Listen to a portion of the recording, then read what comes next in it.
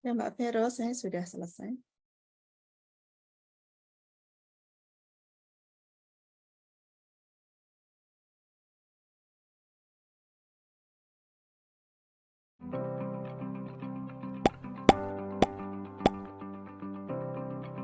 Gramedia Mitra Edukasi Indonesia adalah salah satu unit bisnis Kompas Gramedia Group yang bergerak di bidang penyediaan fasilitas, sarana, dan prasarana sekolah yang berdiri sejak tahun 2016. Kami menyediakan produk-produk kebutuhan sekolah sesuai dengan regulasi yang berlaku. Sampai saat ini, Gramedia Mitra Edukasi Indonesia memiliki lebih dari 700 mitra yang tersebar di 325 kabupaten dan sudah melayani lebih dari 20.000 pelanggan di seluruh Indonesia. Kami memiliki berbagai macam produk kebutuhan sekolah, mulai dari buku teks, buku literasi, produk digital edukatif, alat kesehatan, alat peraga pendidikan, dan alat tulis. Buku teks. Kami menyediakan berbagai macam buku teks, seperti buku teks utama kurikulum merdeka, buku teks pendamping dan peminatan kurikulum merdeka, serta beberapa buku lainnya, seperti buku latihan soal AKM dan Supermaster, dan buku pelengkap lainnya. Buku literasi. Untuk meningkatkan kemampuan literasi anak Indonesia, kami menyediakan paket buku literasi. Produk digital edukatif. Untuk mendukung digitalisasi pendidikan, Gramedia Mitra Edukasi Indonesia menyediakan perpustakaan digital serta learning management system kawan mua-mua yang dapat digunakan secara gratis melalui sistem layanan cloud untuk mengakses computer-based test, bank soal, dan materi pelajaran kepada para siswa atau siswi. Gramedia Mitra Edukasi Indonesia juga menyediakan alat multimedia pendidikan seperti Google Chromebook, PC All-in-One, laptop, dan alat pendukung lainnya. Alat kesehatan. Kami menyediakan alat kesehatan sebagai bentuk pencegahan penyebaran COVID-19 seperti masker, face shield, termometer, mesin cuci tangan, hand sanitizer, hingga baju APD. Alat peraga pendidikan. Kami turut menyediakan alat peraga pendidikan seperti kit numerasi, alat laboratorium, alat olahraga, hingga alat musik untuk mendukung kegiatan project-based learning, dan juga alat permainan edukatif untuk jenjang pendidikan anak usia dini. Alat tulis. Kami juga menyediakan alat tulis untuk mendukung pelaksanaan kegiatan pembelajaran di kelas, seperti pulpen, tinta, spidol, pensil warna, dan lain sebagainya. Seluruh produk dapat Bapak dan Ibu temukan hanya di Sipla Gramedia.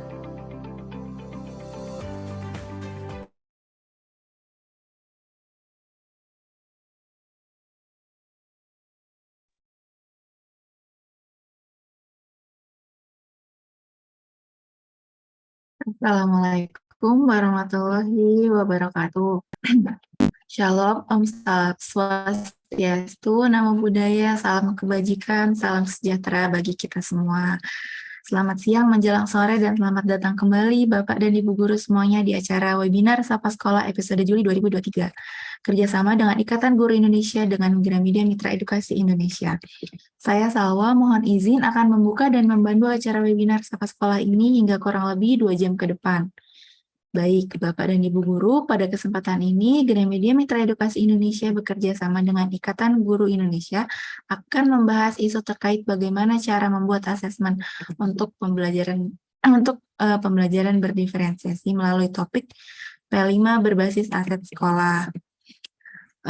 Sebelumnya, sebagai informasi di awal, akan ada hadiah menarik bagi 3 orang pemenang yang memberikan pertanyaan terbaik pada sesi tanya jawab interaktif.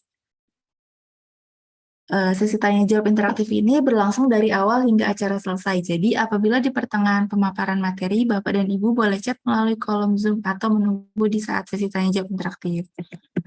Baik, sebelum memulai acara, saya ingin menginformasikan bahwa Gramedia Mitra Edukasi Indonesia adalah salah satu unit bisnis Kompas Gramedia Group yang bergerak di bidang penyediaan barang kebutuhan di lingkungan pendidikan dan instansi, baik pemerintahan maupun swasta. Produk-produk yang kami sediakan diantaranya ada buku teks utama kurikulum Merdeka, jenjang SD sampai dengan SMA dan SMK. Lalu ada buku pendamping kurikulum Merdeka dari penerbit Gramedia Edukasi. Lalu ada buku literasi pendidikan, buku AKM, dan buku sekolah lainnya. Selain buku teks, Gramedia Mitra Edukasi Indonesia juga menyediakan berbagai peralatan kebutuhan sekolah nih, seperti halnya produk digital edukatif, yaitu diantaranya ada Smart Library, Chromebook, alat peraga pendidikan, kit numerasi, ATK, dan lain-lain yang dapat Bapak dan Ibu guru temukan melalui platform marketplace kami, yaitu Siplah Gramedia. Bapak dan Ibu guru bisa buka website kita, lalu ketik siplahgramedia.id. Dan bisa belanja semua kebutuhan sekolah di Siplah Gramedia. Apabila ada kesulitan, jangan sungkan untuk menghubungi customer care kami di 0812 966 2940. Oke, sebelum memasuki acara utama, izinkan saya menjelaskan sedikit mengenai acara webinar Sapa Sekolah dan peraturan selama acara berlangsung. Webinar Sapa Sekolah adalah wadah yang disediakan untuk para guru dan praktisi pendidikan di Indonesia untuk mendapatkan informasi terkait isu-isu pendidikan dan inovasi sistem pembelajaran dari berbagai narasumber yang kompeten. Acara kita terselenggara dan atas dukungan Kompas Gramedia Group of Manufacture, Gramedia Mitra Edukasi Indonesia, penerbit Gramedia Edukasi, dan Gramedia Printing Group. Sebelumnya, Gramedia Mitra Edukasi Indonesia telah berkolaborasi dengan beberapa organisasi, diantaranya seperti yang tertera di layar Bapak dan Ibu guru sekalian. Dan saat ini, GME berkolaborasi kembali dengan Ikatan Guru Indonesia untuk kupas tuntas segala topik pendidikan melalui acara webinar Sapa Sekolah. Jadi, jangan sampai ketinggalan ya Bapak dan Ibu guru. Oke, selama berjalannya webinar nanti akan ada beberapa tata tertib nih yang perlu saya sampaikan. Yang pertama, seluruh audio peserta akan kami mute selama sesi presentasi berlangsung. Jadi, peserta yang ingin bertanya bisa melalui menu chat terlebih dahulu nih. Lalu untuk yang kedua, di akhir presentasi akan ada sesi tanya jawab interaktif bagi Bapak Ibu yang ingin bertanya dapat mengklik tombol raise hand, sehingga mic akan kami bantu unmute. Lalu akan ada form evaluasi dan presensi untuk mendapatkan e-sertifikat yang akan dibagikan oleh tim kami di akhir acara. Dan untuk selanjutnya, materi kali ini mengenai P5 berbasis aset sekolah akan dibawakan oleh narasumber kami yang kompeten dan ahli bidangnya, yaitu adalah Ibu Wafi. Berikut adalah profil dari narasumber kita pada hari ini.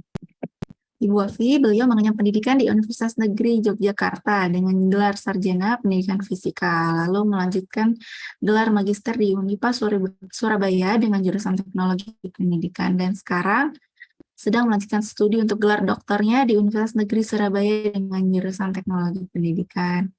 Beliau merupakan kepala sekolah di SMPN 2 Kadepring Lamongan di Jawa Timur, dan beliau aktif sekali dalam berbagai aktivitas dan organisasi yang beliau jalani seperti menjadi Sekjen IGI dan juga sebelumnya pernah menjabat sebagai pengurus sekretaris wilayah IGI di Jawa Timur dan masih banyak lagi.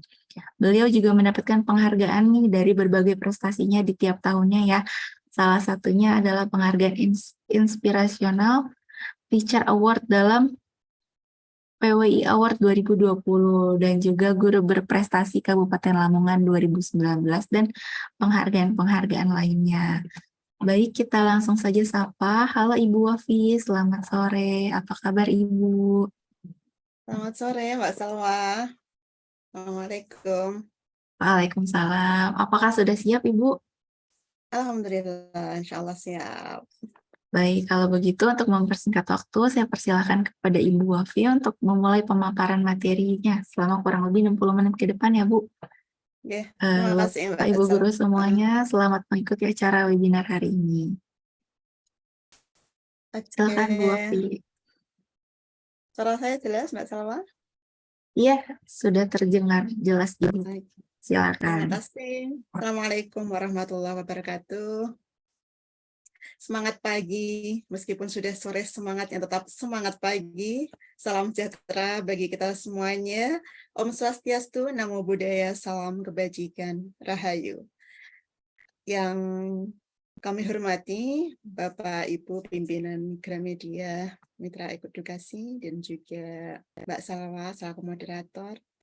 Yang kami hormati Bapak Ibu pengurus Ikatan Guru Indonesia dari pengurus pusat hingga wilayah dan daerah, serta Bapak Ibu yang peserta webinar pada hari ini dari berbagai daerah tentunya. Semoga semuanya dalam keadaan sehat dan bahagia. Alhamdulillah, kita ketemu lagi.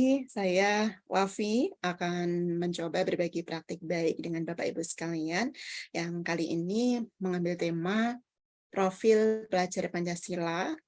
Kita ambil proyeknya ya, proyek penguatan profil pelajar Pancasila yang berbasis aset sekolah.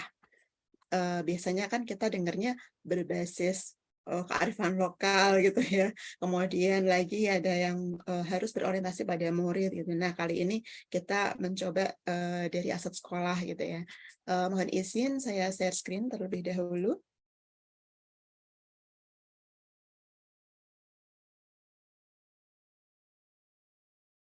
Apakah sudah terlihat, Mbak Salwa?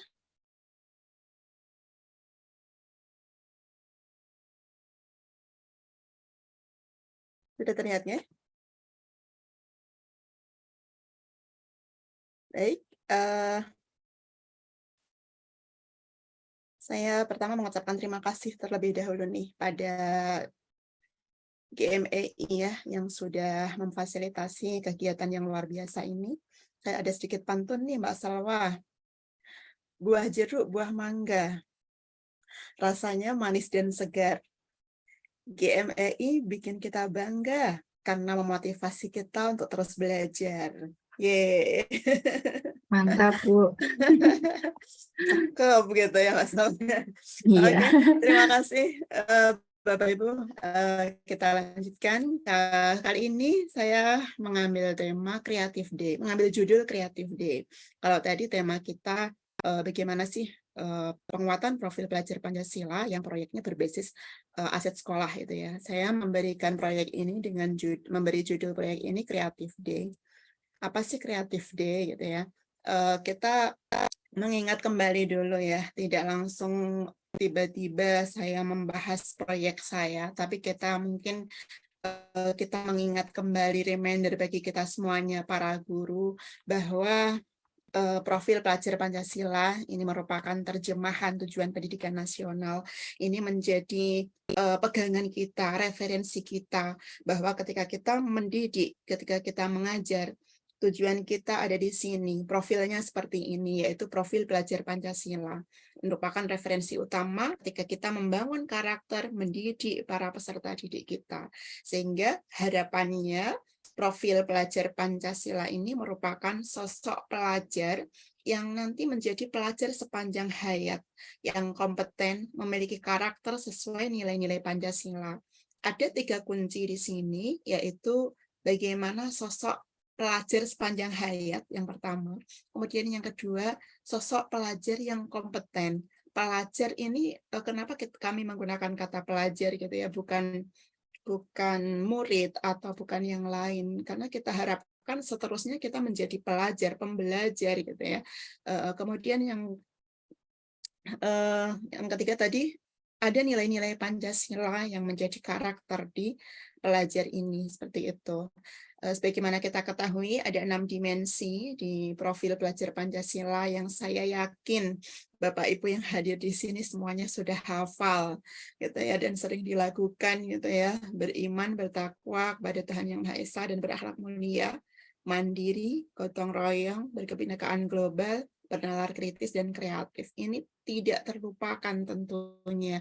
Ke-6 dimensi ini yang merupakan satu kesatuan sebagai gambaran bahwa individu harus memiliki dimensi karakter yang seperti ini. Nah, sebagaimana kita ketahui pula bahwa di dalam setiap dimensi itu ada beberapa elemen.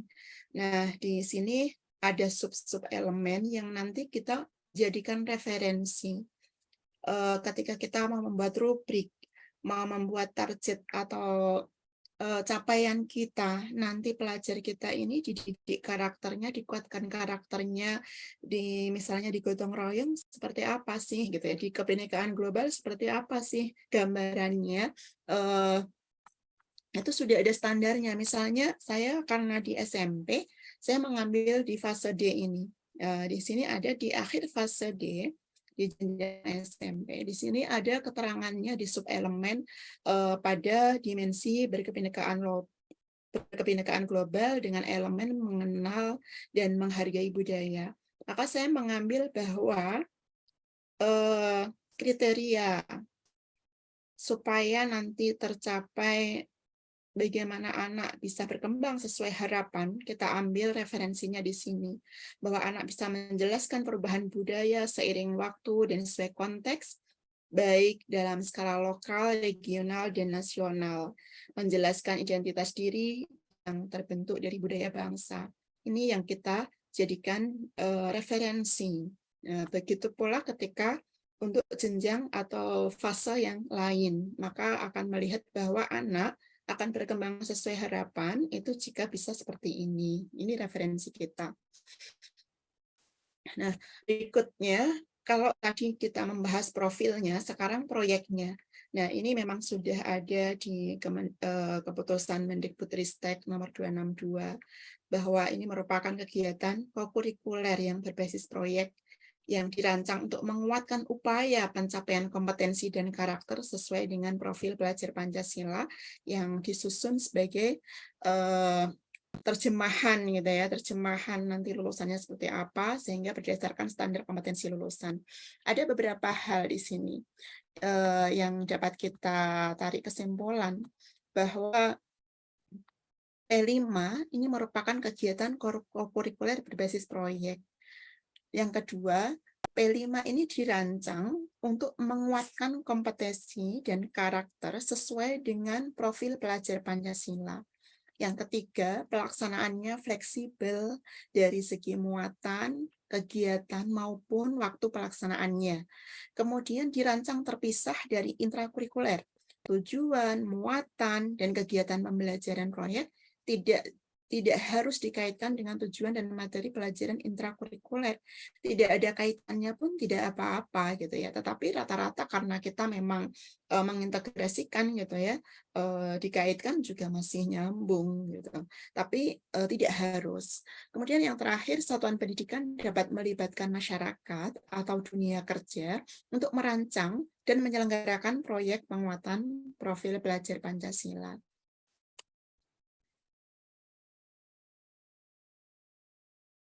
Nah, ada beberapa tahapan yang dilaksanakan untuk menyiapkan proyek ini ya.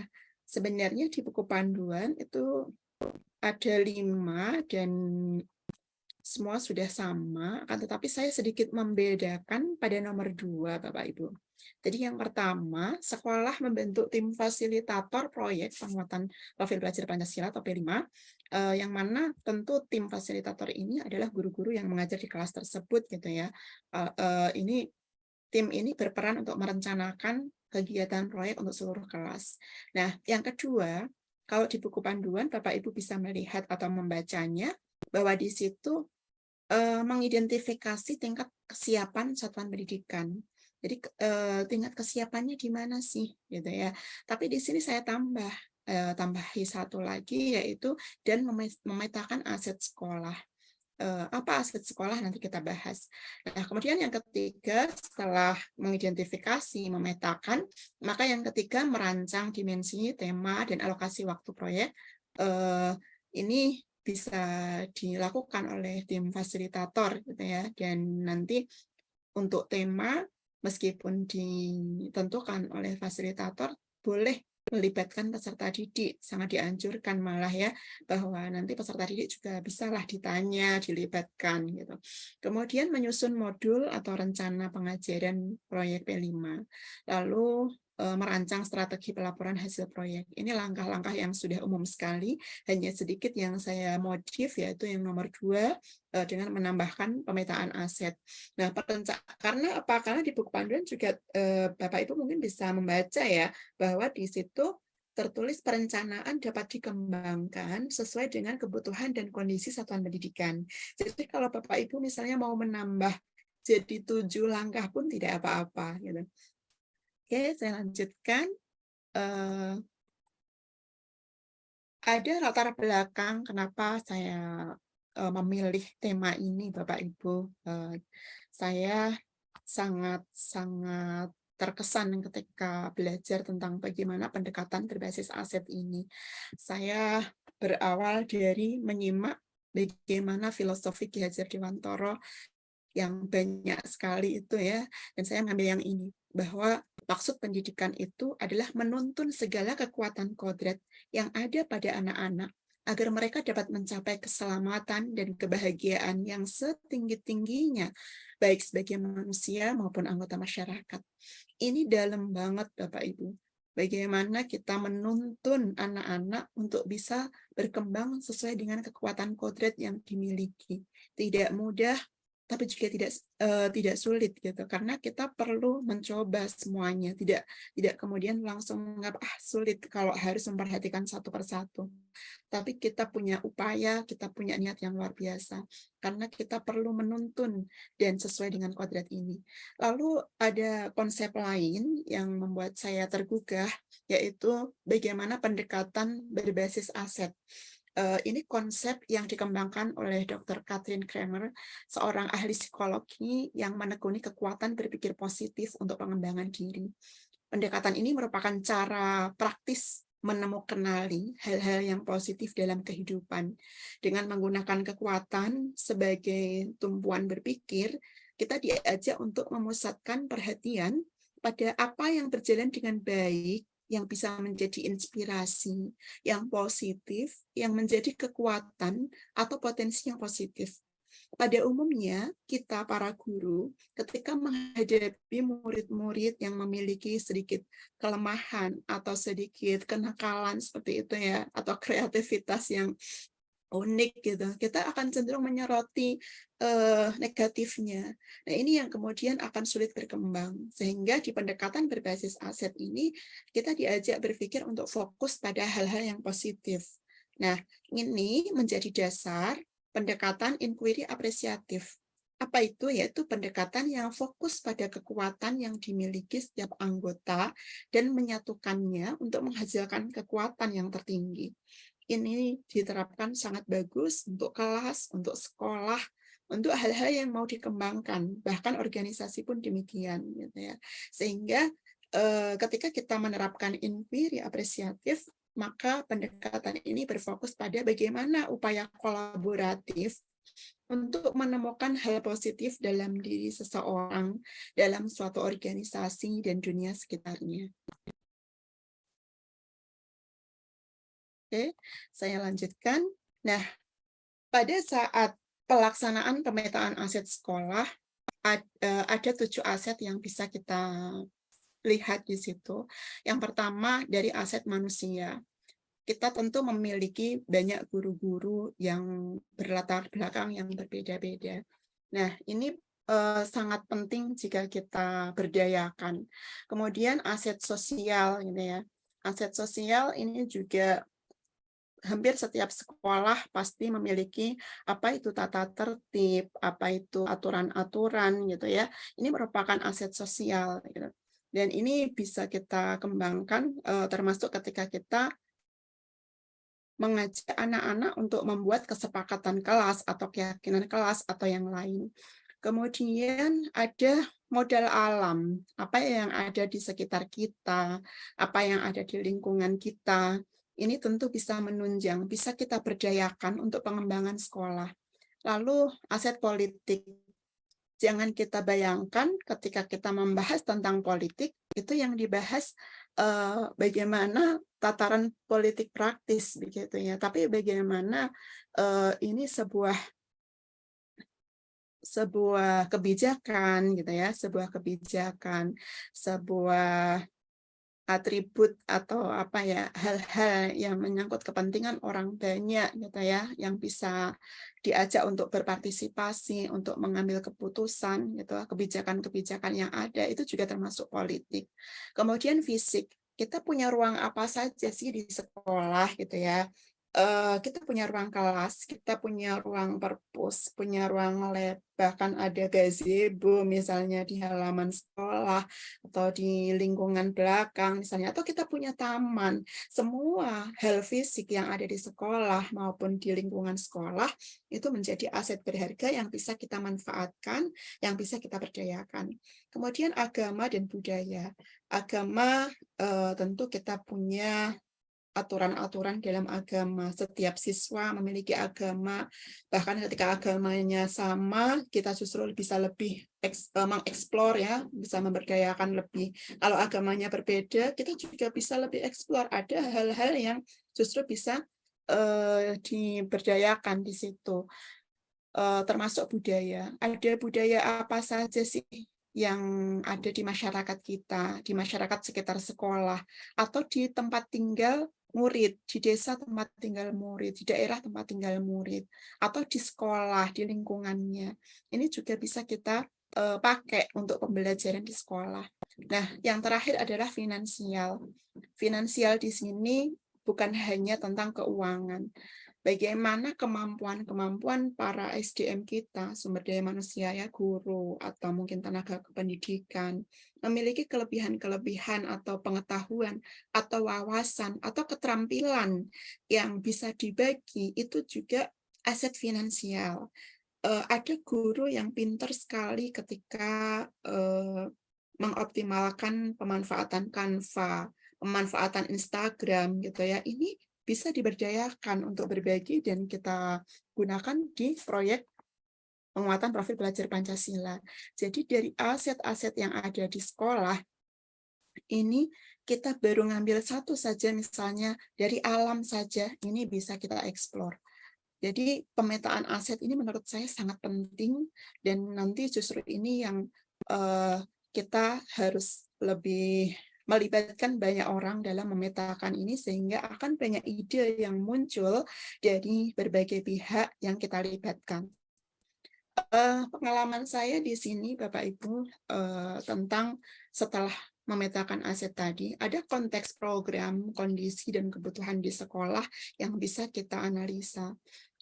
Yang pertama, bahwa ketika kita menerapkan IKM, pasti kita ingin pembelajarannya berpusat pada murid.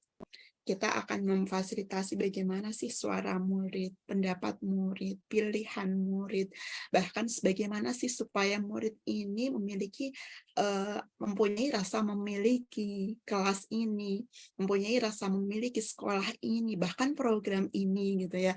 Ini pembelajaran yang tidak mudah dan butuh kolaborasi banyak pihak.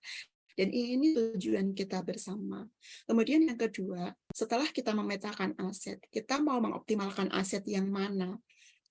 Ada beberapa hal yang perlu didiskusikan, bisa jadi diskusi antar guru sendiri, atau dengan murid, atau bahkan dengan wali murid. Kita bisa mendiskusikan hal ini dengan warga sekolah. Nah, setelah itu, saya melihat rapor pendidikan ya, rapor pendidikan. Di sekolah ini apa sih yang perlu dikembangkan?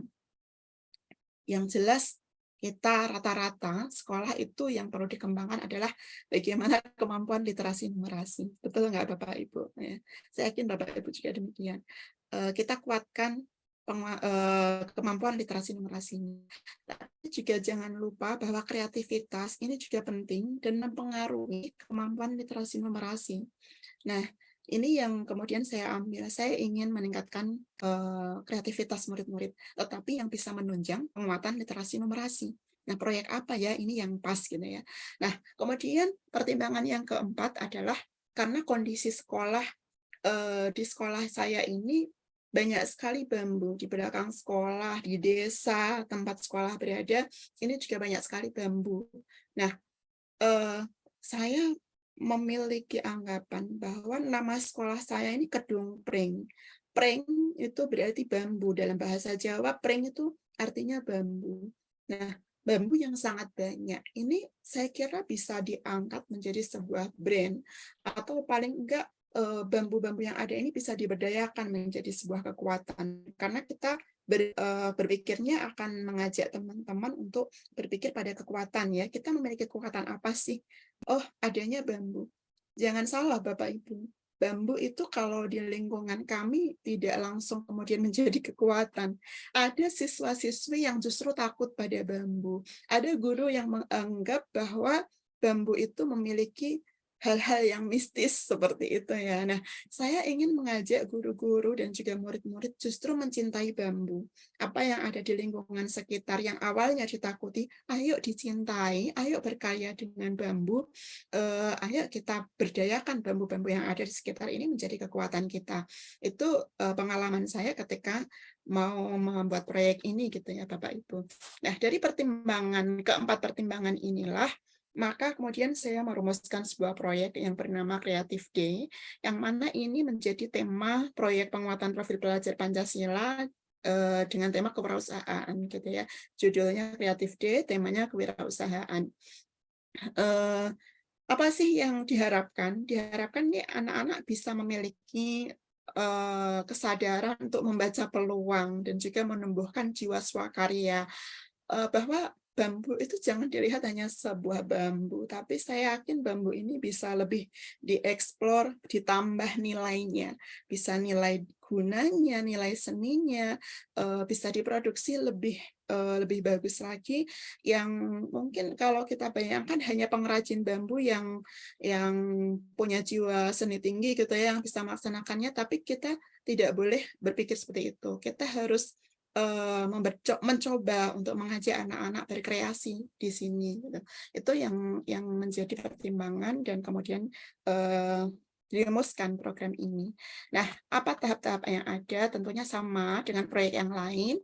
Ada tahap pengenalan, kemudian tahap kontekstualisasi, lalu tahap refleksi, tahap aksi, tahap refleksi, gitu ya. Ini sama dengan yang lain, gitu ya. Ada proses aksi yang mana anak-anak benar-benar beraksi, berkarya dengan yang sudah kita tentukan tadi. Nah, saya ada tujuan khusus Bapak Ibu di sini bahwa proyek ini harus bisa mengembangkan kreativitas dan nalar kritis. Nalar kritis di sini saya anggap sebagai bagian dari kemampuan literasi peserta didik, sehingga mereka bisa mencapai tujuan pembelajaran baik akademik maupun non-akademik dengan memanfaatkan lingkungan dan kearifan lokal. Nah, tahapan proyeknya kurang lebih seperti ini. Sama dengan tahapan-tahapan proyek yang lain ya. Jadi secara umum ada pengenalan, kontekstualisasi, aksi, dan refleksi. Nah, pada tahap pengenalan ada motivasi dan diskusi, eksplorasi isu tentang permasalahan, tentang hal-hal yang tadi ya, bambu itu seperti apa sih, mereka bisa lebih mengenal, bisa lebih mengeksplor di tahap ini. Sampai di sini juga ada pemetaan aset oleh anak-anak, tapi pemetaan asetnya terhadap lingkungan. Apakah di program ini kita hanya memanfaatkan bambu, ataukah ada hal-hal lain yang bisa kita berdayakan seperti itu.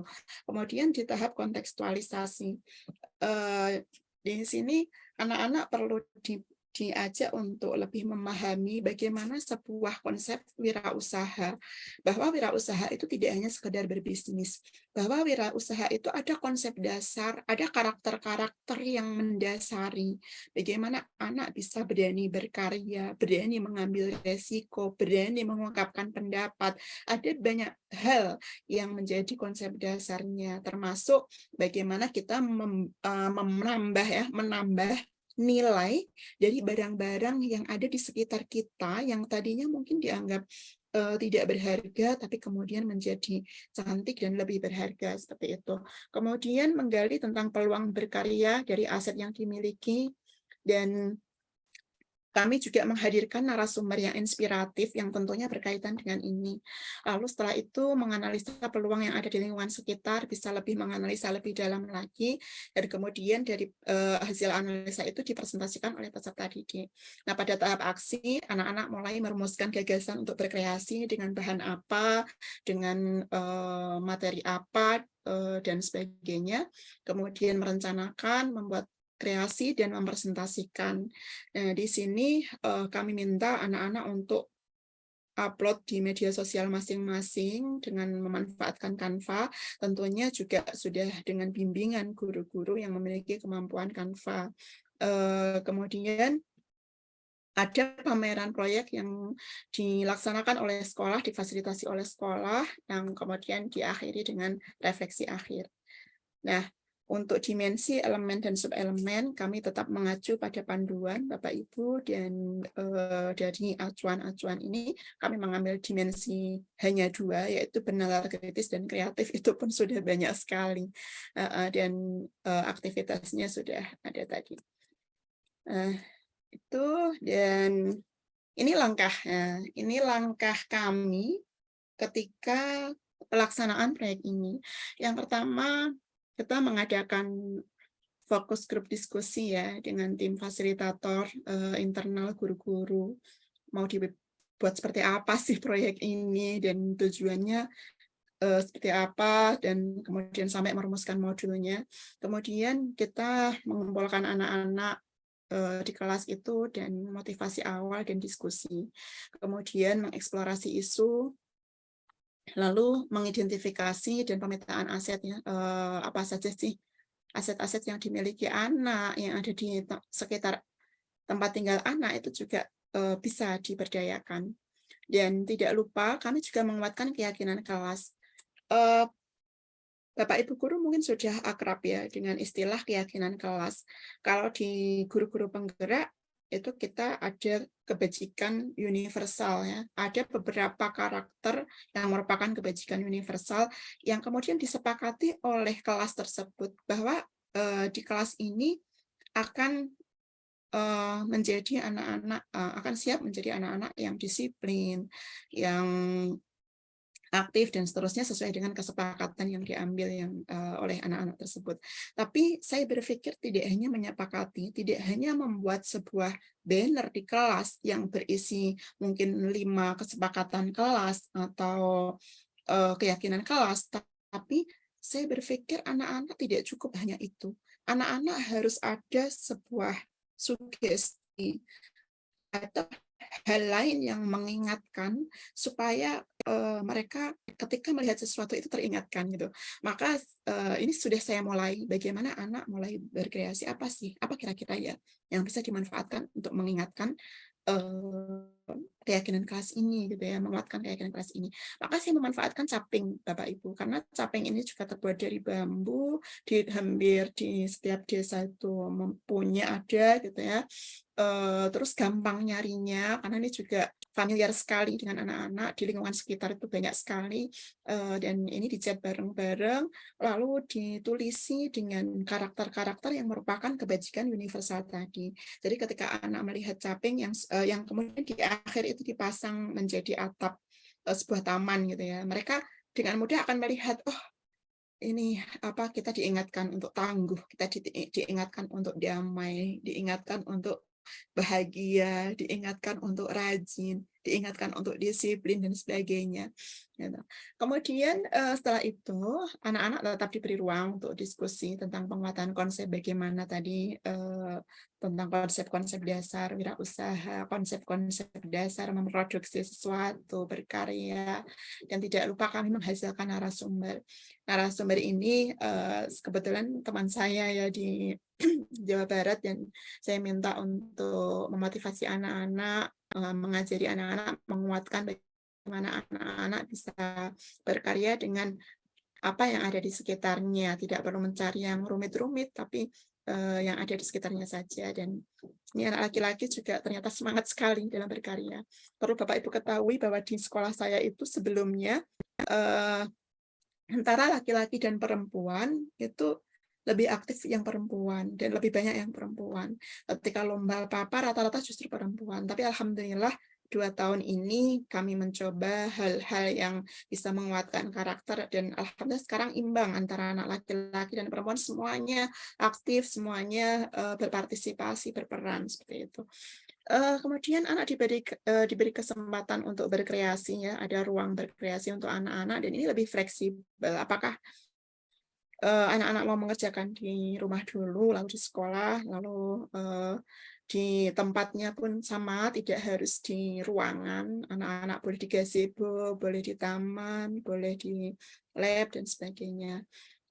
Dari situ mereka juga mengupload di media sosial masing-masing hasil karyanya, dan kami di sekolah memfasilitasi pameran karya. Tapi pameran karya ini kami laksanakan berbarengan dengan gelar karya yang lain, meskipun dalam P5 itu tidak harus ada gelar karya ya Bapak Ibu, tapi ini kami barengkan dengan yang lain. Nah, hal-hal yang perlu diperhatikan di sini, waktu pelaksanaan murid berkreasi ini bisa fleksibel ya, dalam arti tidak harus selesai di sekolah, boleh di rumah dikerjakan.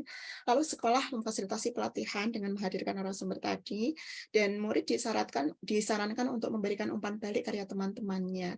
Jadi ketika ada anak yang sudah upload di media sosial dan di tag gitu ya, itu anak yang lain harus berkomentar, mengomentari, memberikan umpan balik gitu. Kemudian setiap murid menandai ya, dengan menandai akun sekolah ketika memposting. Lalu pameran karya ini yang digelar sekolah itu melibatkan masyarakat sekitar. Jadi kita mengundang masyarakat, mengundang sekolah-sekolah terdekat, dan juga guru-gurunya, murid-muridnya. Dan di pameran ini, murid-murid dapat menjelaskan dan mensimulasikan bagaimana proses pembuatan karyanya. Jika hasil karyanya memuat hal-hal yang literatif, maka murid akan menjelaskan maknanya. Sebagai contoh, ini bambu Bapak Ibu yang sebelah kanan ada tulisan jaga kata, jaga hati. Jadi kita tidak hanya bagaimana membuat sebuah karya, tapi bagaimana ada sebuah pesan, ada hal-hal yang inspiratif atau memuat sebuah pesan moral gitu ya, membuat hal yang memotivasi orang lain untuk bergerak gitu ya, atau berbuat sesuatu. Misalnya jaga kata, jaga hati. Anak jadi berpikir, oh iya, kita harus hati-hati ya kalau bicara gitu ya. Dan ada seorang anak yang ketika membaca ini, wah jaga kata, jaga hati, boleh dong Bu, ini yang lain gitu. Apa coba yang lain gitu. Akhirnya memantik mereka untuk juga bersuara gitu. Apa yang muncul? Akhirnya ada jaga mata, jaga hati gitu ya. Ada lagi, oh iya, kita kan juga harus jaga mata ya, jangan jelalatan gitu.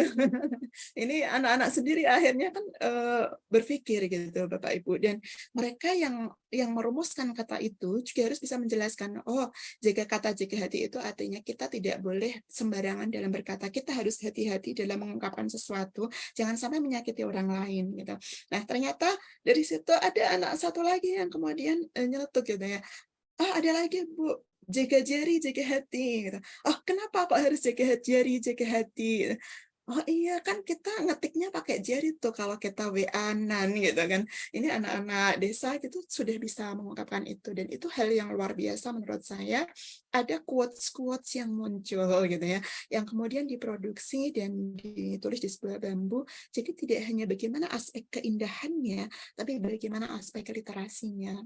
Ini yang menurut saya sangat sangat senang sekali gitu ya, bersyukur sekali dengan hasil anak-anak ini. Dan ini juga di bawahnya bambu nyaman yang kemudian ditulisi juga gitu ya. Ini jaga hati, raih mimpi gitu ya. Jadi nyambung banget tuh tadi dari jaga kata, jaga hati, jaga mata, jaga hati, jaga jari, jaga hati, raih mimpi, dan seterusnya gitu ya. Nah, jadi masih banyak sekali Bapak Ibu. Dan ini hanya sekedar contoh ya. Dan siapa sih mitra yang terlibat di kegiatan ini? Kami melibatkan kepala sekolah tentu ya terlibat, kemudian guru, tenaga kependidikan, murid, wali murid, masyarakat, ini semua terlibat. Nah, saya juga mengajak untuk kerjasama dengan guru blogger yang sudah terbiasa bagaimana dia mengelola Instagram, mengelola blog gitu ya, dia untuk berbagi kepada anak-anak bagaimana sih caranya mengemas supaya nanti menarik di Instagram seperti itu. Dan juga ada pengrajin kayu yang ada di sekitar sekolah. Kenapa pengrajin kayu selain pengrajin bambu tentunya ya? Pengrajin kayu di situ ada banyak kayu yang tidak terpakai Bapak Ibu. Ada banyak potongan-potongan kayu yang sudah diolah gitu ya, yang kemudian bisa nih dipakai untuk karya literasi. Bisa nih Bu, quotes-nya ditulis di kayu ini, boleh nggak gitu ya? Boleh banget ini. Tapi kami lebih ini ya Bapak Ibu. Anak-anak masih jarang yang kemudian menghasilkan quotes gitu ya. Ada yang menghasilkannya sebuah keindahan, menambah seni saja gitu juga ada. Nah, evaluasinya ini dengan observasi, dengan refleksi ya, anak-anak diberi lembar refleksi, kemudian bagaimana progres dengan rubrik ya tentunya, dan juga ada kotak saran sehingga anak-anak ini bisa kurang apa sih atau butuh apa sih yang kira-kira proyek ini bisa lebih berhasil lagi gitu ya. Nah, ini ada sekedar info tambahan bahwa pada saat pameran, para pengunjung atau masyarakat ini diberi kesempatan untuk melakukan simulasi terhadap praktik karyanya. Sehingga apa yang sudah disediakan, misalnya bahan-bahannya yang mentah tuh, itu orang-orang bisa praktik, anak-anak bisa praktik, dan boleh dibawa pulang. Ini pas karya. Jadi anak-anak tidak hanya sekadar bisa berkarya, bisa menjelaskan karyanya, bisa menjelaskan makna quotes yang dibuatnya gitu ya. Kemudian bisa mengajari atau mengedukasi anak-anak yang hadir di pamerannya. Dan ini saya berharap bisa menginspirasi tidak hanya untuk guru-guru yang hadir saat itu, tapi juga masyarakat gitu ya, bagaimana untuk memanfaatkan atau memberdayakan apa yang dimilikinya, aset-aset yang dimilikinya. Nah, ini contoh produk karyanya Bapak Ibu. Jadi selain yang tadi jaga-jaga gitu ya, ini ada awali hari dengan pikiran positif, bahagia itu sederhana. Kalau ini sih biasa banget, udah sering lihat, ya nggak apa-apa orang anaknya memilih itu gitu ya. Kemudian bersyukur itu powerful gitu ya, dan sebagainya. Ada juga yang hanya sekadar menambah nilai seninya ya, dan ini tidak kita wajibkan harus kata-kata ini ya. Contoh ini bambu biasa yang dibuat kotak pensil gitu ya, ditambah dengan seni dekopas gitu. Ini juga seni dekopas. Ini juga kalau ini pandan dekopas, ini juga kotak pensil yang dari pandan dan ditambah dengan nilai dekopas. Demikian pula tas-tas yang mereka hias gitu ya. Nah, ini guru-guru juga ikut berkarya. Ini tasnya guru-guru sendiri ini Bapak Ibu. Jadi 1, 2, 3 ini tasnya guru-guru sendiri. Mereka ikut, Bu, aku punya ini. Saya bawa ke sekolah ya. Saya ingin ikut berkarya dengan anak-anak itu. Jadi guru-guru pun ikut berkarya nih Bapak Ibu. Dan ini caping yang saya ceritakan tadi, ini ada di halaman sekolah yang anak-anak ketika melihatnya, kita berharap ada sesuatu yang menjadi insight atau reminder bagi anak-anak, tidak hanya anak-anak kali ya, tapi guru atau siapapun yang lewat seperti itu. Ini gambaran pentas yang kami laksanakan, pameran karyanya, jadi tidak jadi hanya satu tema, tapi semua tema ini kebetulan kami juga memanfaatkan aset yang ada dengan tema Bhinneka Tunggal Ika ya. Bhinneka Tunggal Ika itu kami memanfaatkan angklung, kemudian musikalisasi drama, yang kebetulan ini juga aset berharga ya, seorang guru yang punya talenta untuk membina teater gitu ya, itu juga merupakan aset berharga bagi kami, sehingga kami berdayakan itu tidak harus produk P5 itu sebuah barang atau hasil karya benda gitu ya, tapi bagaimana sebuah pementasan seperti ini. Jadi ini 1, 2, 3, 4, 5 ini pentas yang terpadu Bapak Ibu. Termasuk angklung ini mengiringi kegiatan religi, kegiatan tahfidz gitu ya, karena angklungnya bernada religi juga, termasuk drum band-nya gitu. Jadi kita berdayakan aset yang dimiliki sekolah. Ini contoh atau gambaran pameran yang kami selenggarakan. Gitu. Mungkin itu Bapak Ibu yang bisa kami sampaikan, semoga menginspirasi. Mungkin itu Mbak Salwa, minum kopi hangat bersama kekasih. Semoga bermanfaat dan terima kasih. Mantap. Ibu sering bikin pantun kayaknya ya Bu ya. Terima Itu juga kasih. aset itu Mbak. Oh iya benar. Terima kasih banyak Ibu Wafi atas pemaparan dan sharing ilmunya ya Bu ya. Saya yakin banyak sekali nih insight yang kita dapatkan nih pada hari ini ya Bapak dan Ibu Guru.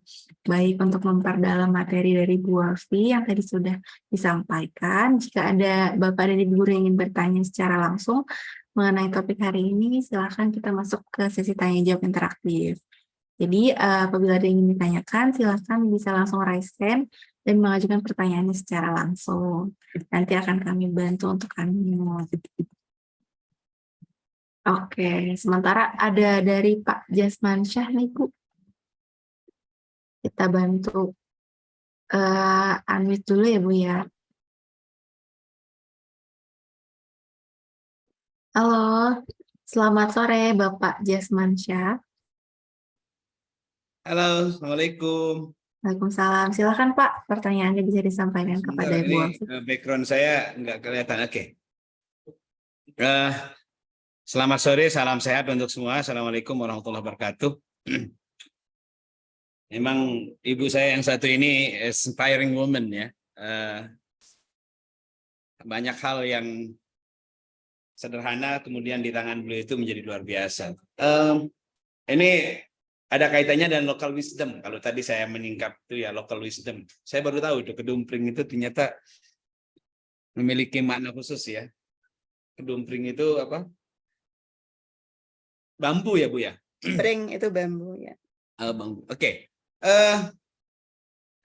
Tadi saya menyangkap apa yang disampaikan Ibu Wafi terkait dengan bagaimana mengoptimizing local wisdom, keberadaan atau alat-alat yang ada di sekitar kita untuk sebagai salah satu medium atau sumber yang bisa efektif untuk kegiatan pembelajaran karena mendekatkan anak dengan dunia nyata, contextual teaching and learning. Jadi di situ banyak bambu dan mereka gampang mendapatkannya, itu akan lebih mudah mereka bisa beradaptasi dengan media yang digunakan. Tapi begini Bu, saya mau ada jadi kan tidak semua siswa itu, katakanlah di situ kan mungkin ada, kalau tadi dibilang anak desa, tapi kan sebagian siswa-siswa ibu juga mungkin ada orang yang memang tidak pernah berinteraksi dengan alat-alat itu karena mungkin tinggalnya di daerah agak kota atau mungkin orang tuanya yang tidak bersentuhan langsung dengan media-media itu. Kira-kira kalau misalnya menemukan ada anak-anak yang katakanlah dunia hari-hariannya tidak terlalu familiar dengan dunia bambu, kemudian dipaksakan untuk kemudian mengikuti alur atau arus yang didesain oleh gurunya atau oleh misalnya kebijakan sekolahnya untuk itu, sementara mereka sendiri tidak punya pengalaman, tidak punya sentuhan secara langsung sejauh ini dengan dunia perbambuan gitu. Kira-kira seperti apa nanti yang bisa dilakukan atau yang dapat yang dilakukan oleh guru atau mungkin kebijakan sekolah untuk mengantisipasi situasi-situasi di mana ada sebagian siswa yang mungkin walaupun itu ada local wisdom di kedumpring itu, tapi mereka tidak terlalu familiar dengan dunia perbambuan. Bagaimana kira-kira harus menyikapinya atau mensiasatinya untuk kemudian mereka bisa segera beradaptasi dengan local wisdom yang diterapkan di sekolah Ibu misalnya. Ini contoh saja yang tadi diberikan contoh oleh Bu Wafi. Itu saja Bu, terima kasih. Assalamualaikum warahmatullahi wabarakatuh. Salam sehat untuk semuanya. Baik, terima kasih Bapak Jasmansyah. Silakan Ibu Wafi bisa langsung dijawab. Oke, langsung ya Mbak ya. Makasih sahabat saya Pak Dr. Jasmansyah. Luar biasa pertanyaannya Pak Dokter ini ya. Tapi betul sekali bahwa di sekolah kami tidak hanya anak dari desa situ saja Pak, ada dari Kalimantan juga, ada dari luar Jawa juga yang notabene dulu ikut orang tuanya kerja di luar Jawa, terus kemudian kembali, ada yang tidak bisa bahasa Jawa juga. Bagaimana mengatasi hal-hal ini? Ini bukan hal-hal yang mereka harus meramu sendiri atau misalnya menganyam sendiri, tidak Pak, tapi kita lebih mengeksplor bagaimana menambah nilai seni sebuah benda atau menambah nilai literasi sebuah benda. Nah, di sini kami tidak mewajibkan bambu, hanya saja kami memberi contohnya bambu dan kami lebih lebih mengeksplornya di bambu. Tapi dalam berkarya, anak-anak juga diberi kesempatan untuk bersuara atau berpendapat. Kalau memang ada yang, Bu, saya tuh nggak pernah pegang bambu dan saya tuh masih takut karena menganggap itu mistis. Karena terus terang ada beberapa yang masih menganggap mistis gitu, Pak. Saya persilahkan untuk produk yang lain yang mungkin dalam penerapan ilmu yang dari narasumber tadi bisa diterapkan sama. Ada yang bawa piring, Pak, ada yang bawa piring, ada yang gelas dari rumah, jadi piringnya ibu-ibunya itu dibawa gitu ya. Ada gelas, ada yang talenan itu kan bukan bambu ya, talenan itu kayu gitu. Kemudian ada produk-produk kayu yang mereka punya di rumah itu dibawa dan di situ kemudian mereka pakai untuk media, untuk ditambah dekopasnya. Dekopas itu kan sudah ada gambar yang ada di tisu itu loh Pak. Kemudian tisunya dibuka menjadi 3 lapis, lalu gambar di tisu itu yang ditempelkan. Jadi anak-anak di tadi itu tidak melukis sendiri, tinggal ditempel aja di barang yang mereka ini. Cuman mereka disarankannya memang menambah nilai literasinya.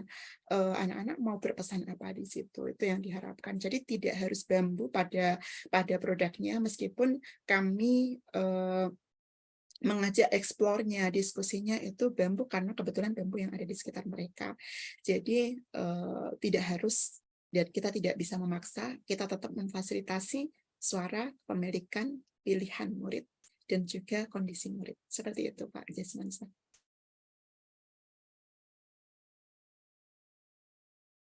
Baik, udah cukup ya Pak jawaban dari Bu Wafi berarti.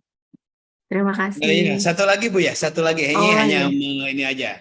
Ya betul, ya, baik. saya agak sepakat itu. Karena dalam konteks Merdeka Belajar hari ini memang kita bisa mengusulkan sebuah model atau sebuah alat.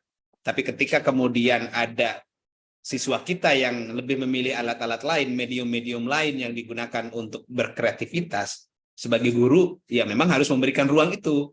Karena ya itu kan hanya satu contoh yang kebetulan di situ memang banyak ditemukan misalnya menggunakan medium itu. Tetapi ketika kemudian sejumlah anak ingin menggunakan media-media lain untuk berkreativitas, tentu sebagai perwujudan dari Merdeka Belajar, ya kita harus memberikan ruang kemerdekaan buat mereka untuk memanfaatkan. Silakan sesuai dengan passionnya. Dia mau passionnya apa, dia mau suka apa. Tapi sebagai guru ya kita menyediakan media yang memang kita bisa gunakan, tapi setelah itu kita juga memberikan ruang kebebasan untuk belajar dengan berbagai medium, karena yang paling penting menurut saya kan endingnya. CP-nya apa? CP-nya pembelajarannya bla bla bla bla. Masalah menggunakan media apapun untuk mencapai CP itu, karena masing-masing media punya plus minus. Ya media tadi mungkin bagus, tapi ada mungkin sebagian orang yang saya lebih suka loh media ini. Sehingga sebagai guru, saya juga guru, Bapak, akan memberikan ruang. Silahkan kalian bisa memanfaatkan ruang apapun, tapi ingat tujuan akhir kita adalah Anda harus menghasilkan sebuah kreativitas apa, inovasi apa dan sebagainya. Itu saja. Dan apa yang disampaikan Bu Afi tadi, saya setuju. Memang harus diberikan ruang kebebasan buat anak-anak dengan berbagai latar belakang, budaya, karakter, dan sebagainya. Sehingga tetap mereka belajar, berkreatif, berinovasi, tetapi kita juga memberikan ruang sebebas-bebasnya untuk mengekspresikan ide, gagasan, konsep dengan berbagai cara. Terima kasih Bu Wafi, terima kasih untuk semua moderator. Assalamualaikum. Waalaikumsalam warahmatullahi Waalaikumsalam wabarakatuh. warahmatullahi wabarakatuh. Sedikit Terima kasih, Bapak. Mbak Salwa Oh ya. iya, silakan Ibu. Jasmine betul, dan kita perlu mengingat kembali bahwa di proyek ini yang lebih ditekankan prosesnya, bukan produknya. Adapun produk itu adalah sebagai apa ya, penyertanya gitu ya. Jadi bagaimana tadi berproses, termasuk kenapa kok produknya saya tidak mewajibkan bambu, karena yang penting adalah prosesnya. Bagaimana sih anak ketika berpikir kemudian menghasilkan yang original ya dari idenya gitu. Kemudian bagaimana anak mengomunikasikan, bagaimana anak berkreasi, bagaimana mereka bisa growth mindset, itu yang lebih penting. Oke, terima kasih Pak Dr. Jasmine.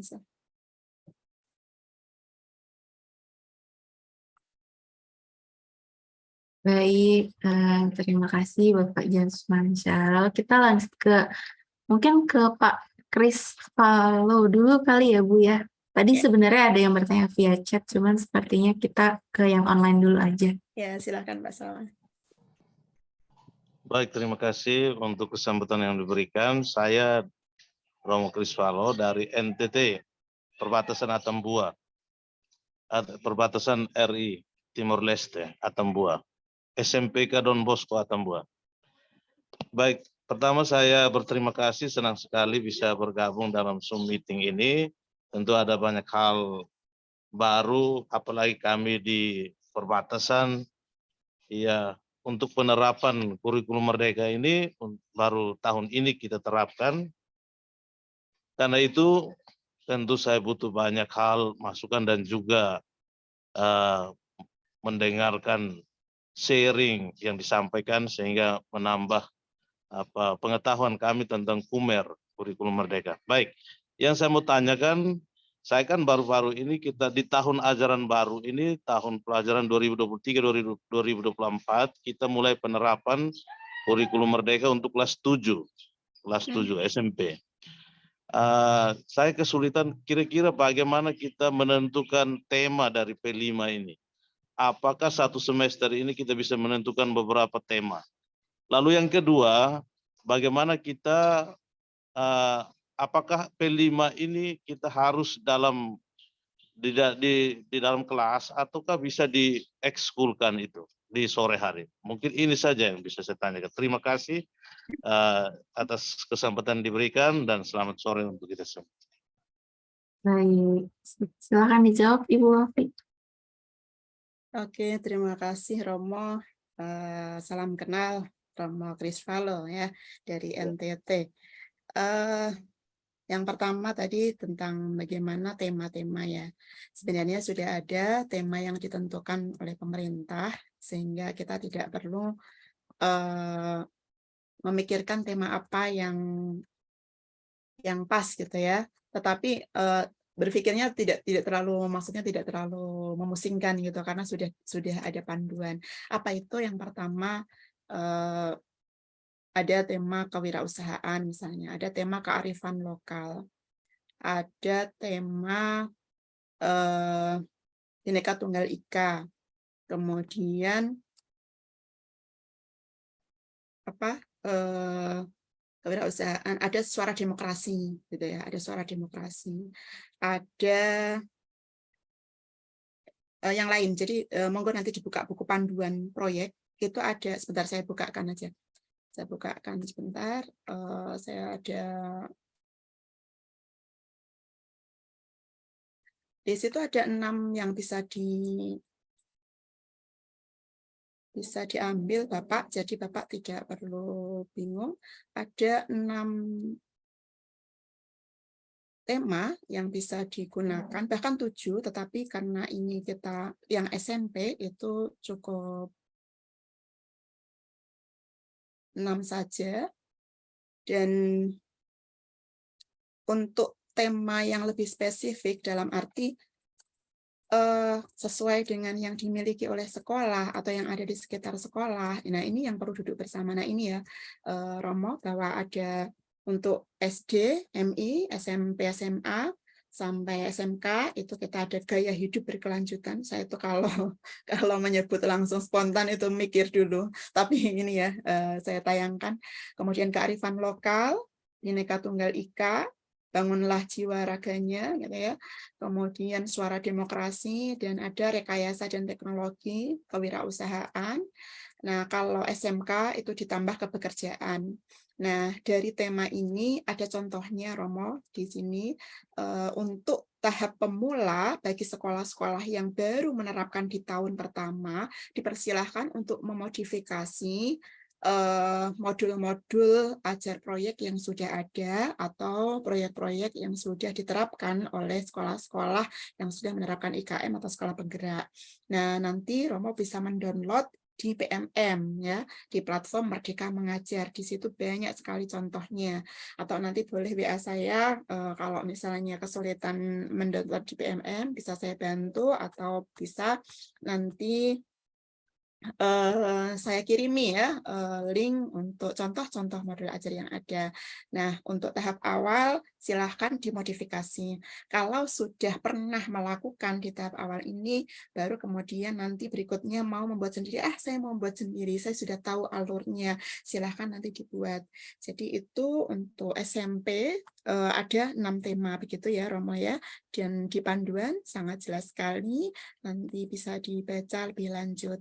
Nah, untuk saran saya, kalau misalnya mau lebih mudah menentukan, misalnya tadi memilih Bhinneka Tunggal Ika. Bhinneka Tunggal Ika itu kan tema besarnya. Kita mau spesifiknya seperti apa sih secara teknis, anak-anak mau diajak seperti apa, diarahkan kemana, supaya dimensi-dimensi karakter yang dituju tadi bisa lebih terkuatkan. Itu silahkan memetakan aset di sekolah.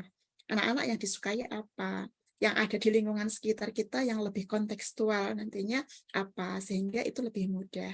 Misalnya di Jawa nih Romo, ada banyak empon-empon, ada jahe, kencur gitu ya, laos dan sebagainya yang biasa dipakai jamu. Banyak sekali sekolah-sekolah yang kemudian memanfaatkan itu. Oh, karena banyak empon-empon, anak-anak biar lebih kenal, ayo kita ajak eksplorasi empon-empon. Kemudian mereka ada yang membuat kue dari jahe, ada yang membuat minuman dari jahe, ada yang membuat masakan ya yang tidak harus minuman gitu. Itu nanti sudah memunculkan nalar kritis, memunculkan daya kreasi, memunculkan hal-hal yang literatif juga. Jadi banyak tergantung mau difokuskan gimana karakternya. Seperti itu, Romo, semoga ada gambaran ya.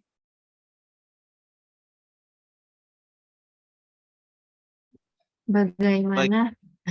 Terima kasih untuk penjelasannya dan saya pikir sudah membuka wawasan saya. Memang kami baru penerapan di kelas 7, makanya saya agak bingung dengan bagaimana menentukan tema ini, tetapi sesungguhnya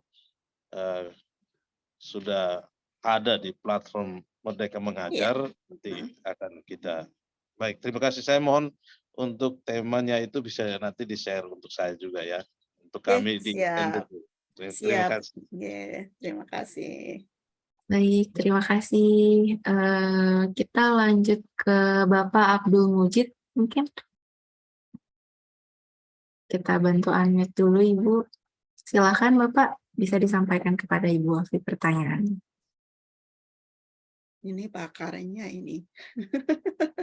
Monggo Pak Mujid. Di kesempatan yang diberikan, saya panggil Ibu atau panggil Kak nih? Boleh semuanya. Ini saya sekolah kami juga termasuk pemula dalam tahun ini melaksanakan kurikulum Merdeka. Pengen penguatan aja sih sebetulnya, di P5 itu saya membahasakannya begini sama anak di sekolah, bahwa ketika kita sudah memilih tema, misalnya berapa dalam satu tahun itu, yang utama itu adalah prosesnya. Betul. Saya menyampaikan seperti itu, dan proses yang dimaksud di situ adalah bagaimana memenuhi profil pelajar Pancasila itu yang 6 itu misalnya. Mengenai hasil di belakangnya, kalau kita dapat hasil yang bagus, alhamdulillah. Tapi kalaupun misalnya dalam proses pun masih belum mendapatkan hasil yang maksimal, tapi ketika proses yang dilihat ini adalah muncul nilai ketuhanannya, kemudian akhlak mulianya, kemudian kemandirian dan sebagainya, menurut saya itu adalah suatu keberhasilan. Ini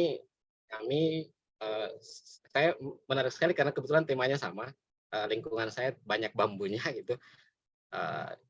Malah sebentar ini saya sudah berniat untuk WA untuk minta panduannya. Saya membutuhkan penguatan Kak, dalam artian supaya kami juga, karena tentu karakteristik siswa itu berbeda ya Kak. Di siswa kami itu masih agak sulit untuk bisa berekspresi secara langsung begitu. Butuh mungkin pendekatan yang bagaimana kalau misalnya menemukan anak-anak yang kayaknya susah, sudah dipancing bagaimana juga belum berani mengekspresikan apa yang ada dalam hatinya, mungkin seperti itu.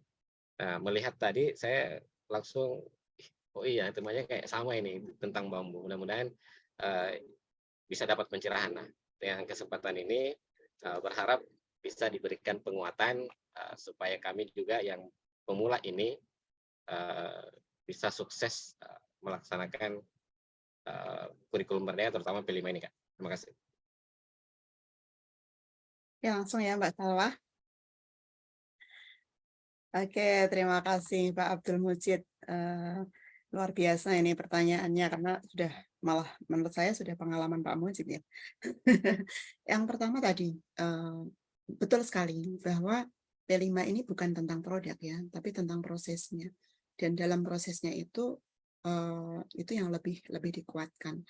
Ada beberapa sekolah yang ketika diajak untuk pameran proyek P5 itu tidak menampilkan apapun di meja pameran gitu. Apa yang ditampilkan hanya setumpuk instrumen penilaian dan hasil penilaian. Nah, ketika ditanya, "Loh, ini produknya mana?" "Loh, ini produknya," gitu. Kalau mau melihat produk aslinya, tentu karakter gitu. Karena memang sejatinya produk P5 yang sesungguhnya adalah karakter, karena kita ke penguatan karakternya.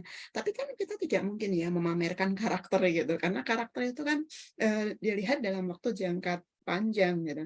Nah, tapi instrumen penilaiannya itu kemudian dilihat, kemudian ini loh progresnya, progres penguatan karakternya seperti itu, dan betul sekali.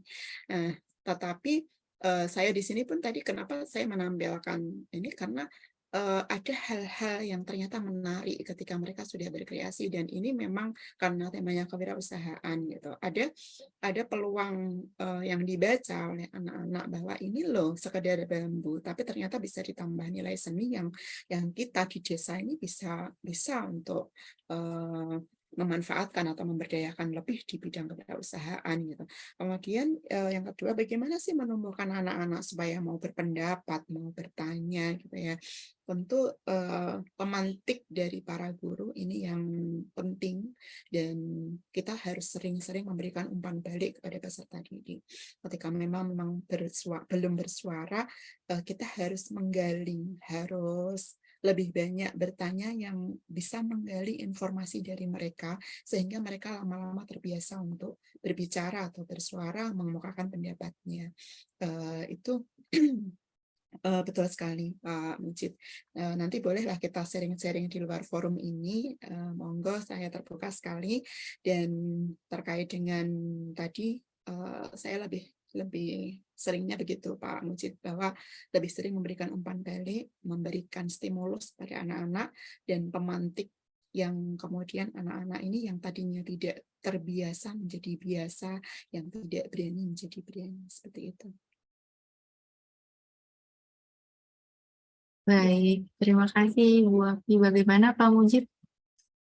Sudah cukup jelas? Sedikit. Oh iya, silakan. Menarik, dan saya dapat pencerahan. Sempat terpikir seperti ini,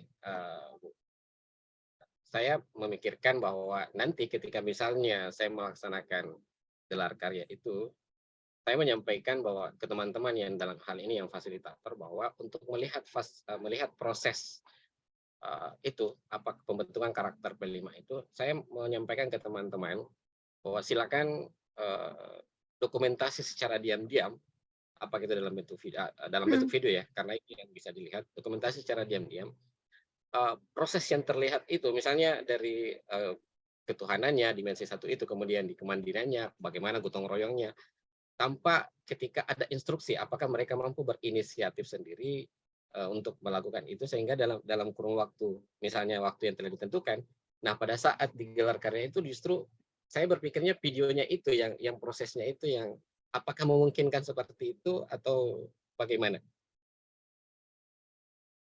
Iya, sangat memungkinkan. Saya sebenarnya juga ada video-video proses ya, bahkan ketika anak waktu presentasi mereka menjelaskan idenya itu juga ada.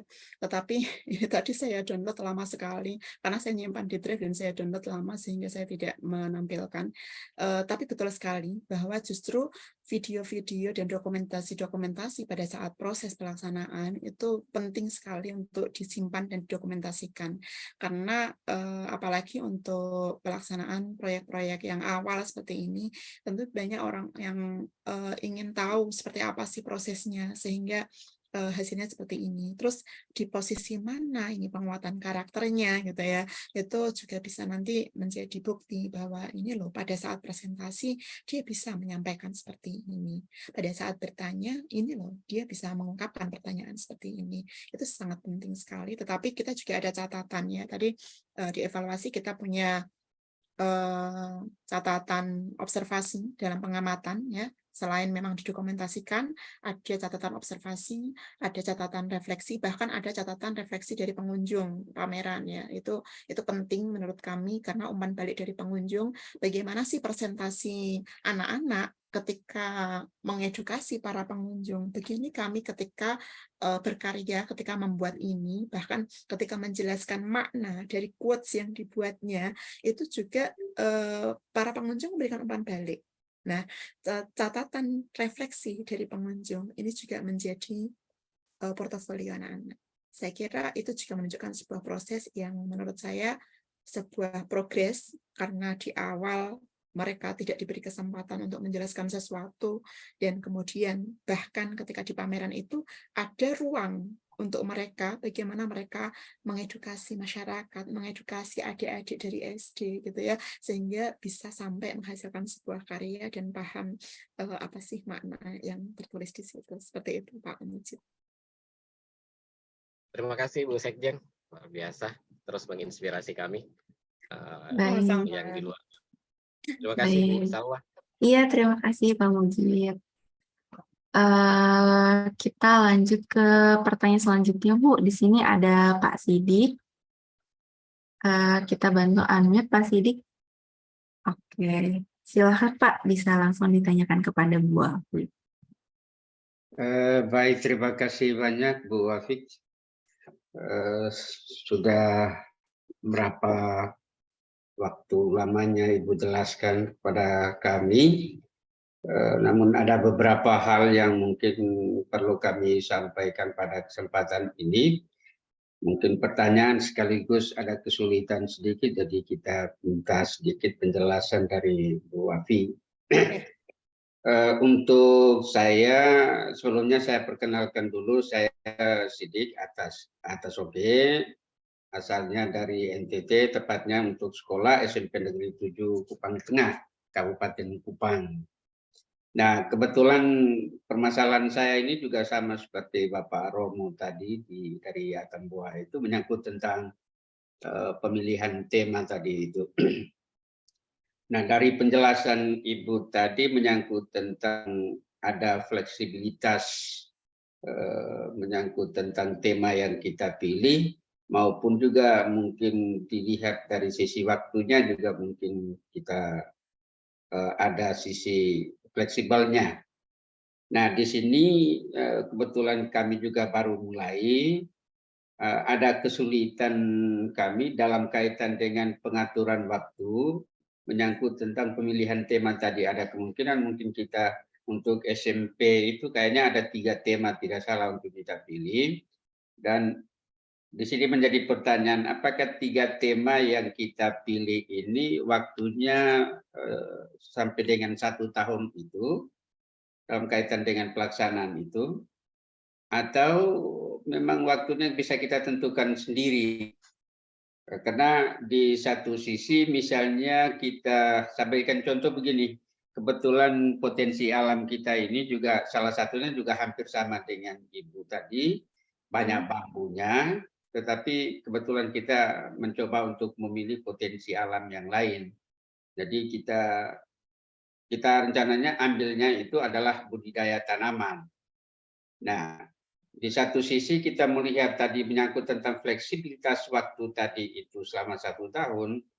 Kalau misalnya kita pilih tanaman ini adalah tanaman jangka pendek itu, maka pada saat proses penilaian itu kayaknya tidak sampai dalam jangka waktu 1 tahun itu.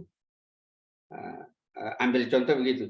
Jadi di satu pihak misalnya budidaya tanaman, misalnya tanaman sayuran. Nah, tanaman sayuran ini kan tanaman jangka pendek. Nah, kalau misalnya dalam jangka waktu beberapa bulan itu misalnya kita sudah mendapatkan hasilnya begitu, apakah selanjutnya dalam jangka waktu 1 tahun itu selanjutnya itu kita bisa pilih tema yang lain atau bagaimana? Itu satu. Yang kedua, dalam kaitan dengan integrasi penilaian. Untuk katakanlah misalnya pemilihan tema tadi itu kita di budidaya tadi itu, katakanlah kebetulan kami ini juga di IPA ada satu materi biologi menyangkut tentang pertumbuhan dan perkembangan.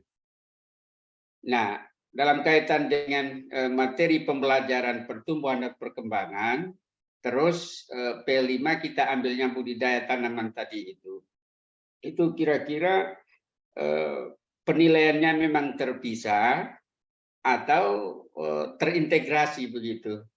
Jadi baik P5 maupun kokurikulernya, intrakurikulernya itu ya satu kali penilaian.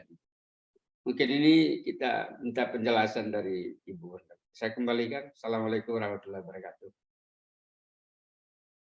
Baik, silakan. Iya, Ibu Afi bisa langsung dijawab. Oke, terima kasih Pak Sidik, Ketuil NTT. Luar biasa ini pertanyaannya. Betul Pak Sidik bahwa memang kita 1 tahun itu untuk 1 kelas itu ada 3 tema ya, 3 tema. Nah mungkin bingungnya ini kalau budidaya kan lama gitu ya. Nah, dan semua ada lokasi waktunya ya Pak ya. Andai kan budidaya yang bisa memang 1 semester itu bisa dilihat, saya kira nggak apa-apa nanti pada prosesnya dulu, proses mana nih yang Bapak mau tekankan di situ. Dimensi apa, jadi bukan masalah keberlanjutan budidaya tanaman itu, tapi bagaimana proses-proses yang harus dilalui oleh anak. 3 atau 4 tema, misalnya pada 1 tema itu Bapak mau 3 bulan misalnya, dan 3 bulan itu ternyata budidaya tanamannya belum selesai gitu ya. Tidak apa-apa. Yang kita kan tidak menyoroti bagaimana produk budidayanya, tapi bagaimana anak berproses mulai dari awal, bagaimana proses pembibitan, bagaimana proses pemupukan, bagaimana anak telaten untuk menyirami tanaman seperti itu sebuah proses yang perlu dilakukan oleh anak untuk mencapai kompetensi tertentu atau karakter tertentu. Tapi tergantung Bapak di sini mau memfokuskannya pada dimensi apa, pada elemen mana. Jadi di P5 kita memiliki, silakan nanti dibuka, ada buku panduan elemennya.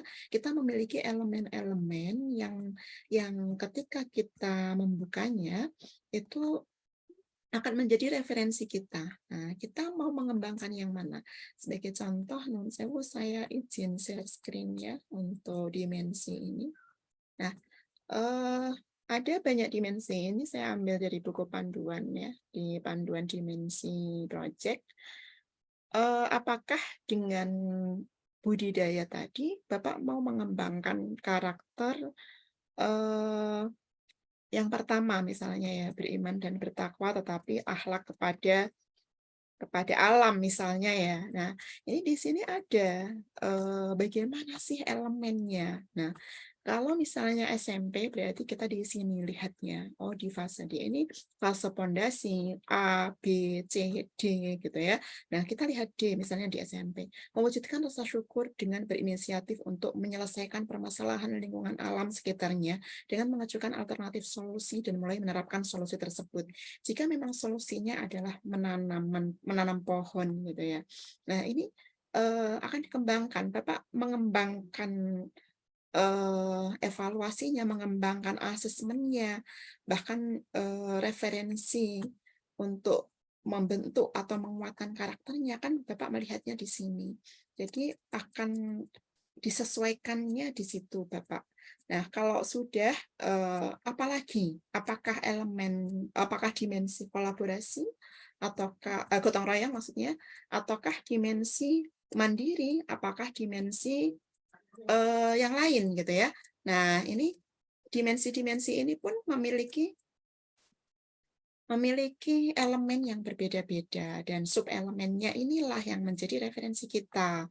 Oh, misalnya anak di fase C ini menunjukkan ekspektasi atau harapan positif kepada orang lain dalam rangka mencapai tujuan kelompok di lingkungan sekitar, di sekolah dan di rumah.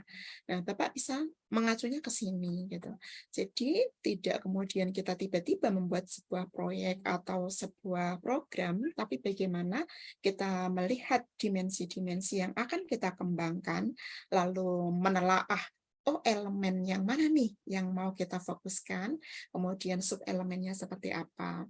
Nah, dengan demikian, kalau proses untuk 3 bulan saya kira cukup untuk memenuhi elemen-elemen tersebut atau subelemen tersebut. Adapun ternyata produknya ini kemudian dipakai untuk program sekolah yang berkelanjutan, itu bagus sekali. Jadi tidak harus menunggu sampai pohon itu berbuah misalnya ya, tapi paling enggak proses penanaman pohon, pemeliharaannya sudah terlihat di masa itu, dan mohon izin mengingatkan kembali bahwa tetap mengacu pada subelemen yang sudah ada di dimensi yang ditetapkan pemerintah. Seperti itu, Pak Sidik. Kemudian tadi sudah ya, saya kira sudah ada gambaran. Ngapunten. Baik, bagaimana Pak Sidik? Apa sudah jelas jawaban dari Bu Wafi?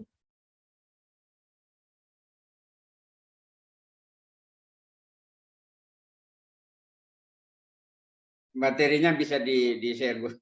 Siap. Baik, iya siap. Nanti kami share ya Pak ya.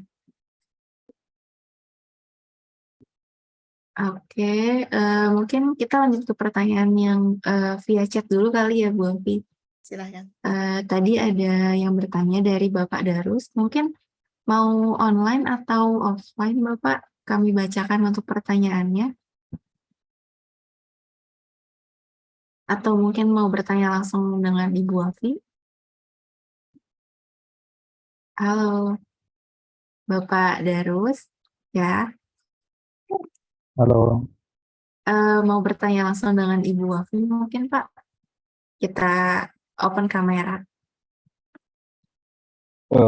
Saya off camera ya.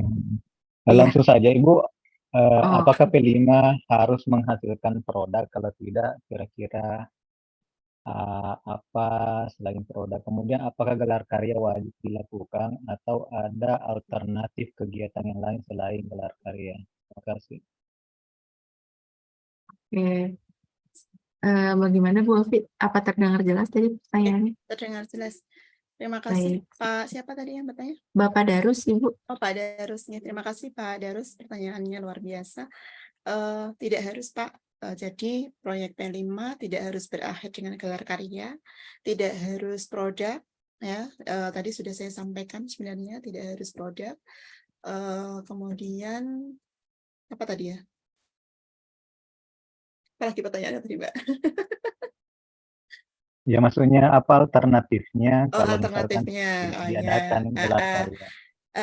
Saya tadi sempat cerita Pak bahwa satu tema karena judulnya memang Creative Day ya, mungkin dari Creative Day itu kalau ada produk itu hal yang wajar gitu ya.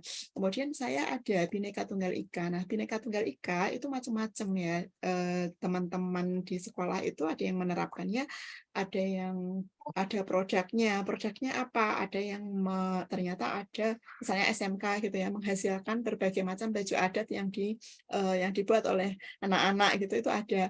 Tapi ada juga yang ternyata fashion show gitu ya, mereka bisa fashion show dengan berbagai macam adat yang dikenakan, lalu mereka bisa menjelaskan, oh ini adalah pakaian adat dari Sulawesi Tenggara misalnya. Nah, ini namanya apa? Ini namanya apa gitu. Jadi tidak hanya sekadar bagaimana memakainya, tapi bagaimana pemahamannya itu juga perlu disampaikan oleh anak-anak. Itu ada yang seperti itu. Ya, itu contoh yang bukan produk ya, Pak. Terus di sekolah saya sendiri misalnya, ketika Bhinneka Tunggal Ika, itu kita tidak kemudian mengacu pada baju adat ya. Tapi bagaimana perbedaan itu terjadi, bagaimana perbedaan itu ada di sekitar kita. Bahkan satu suku atau satu daerah itu juga kita pasti ada perbedaan. Nah, perbedaan inilah konsep dasar dari Bhinneka Tunggal Ika tadi, yang bagaimana anak harus menghargai perbedaan, bagaimana menyikapi perbedaan, dan lain-lain. Ada proses diskusi, ada proses kolaborasi, dan juga anak-anak ini justru kemudian ada bermain peran dan menghasilkan pementasan. Nah, pementasan di sini juga mungkin kalau dikatakan produk boleh, kalau dikatakan tidak juga boleh, itu sebuah ekspresi ya, sebuah ekspresi bahwa kita ingin mengkampanyekan perdamaian, bahwa kita meskipun berbeda-beda, kita bisa saling kerjasama, bahkan itu terpadu sekali, tidak hanya bagaimana anak-anak ini musikalisasi puisi, drama, kemudian digabung, tapi juga masuk tuh yang kemudian permainan angklung, bagaimana musik yang lain gitu ya, masuk semua dan terpadu sampai akhirnya kita bersama-sama yang sudah saya share di IG pernah ya, kita semuanya berdiri di situ, bahkan warga yang ada di situ, yang hadir di situ pun semuanya ikut berdiri. Ayo kita mengungkapkan rasa cinta kita kepada Indonesia, bahwa meskipun kita berbeda-beda, kita adalah satu.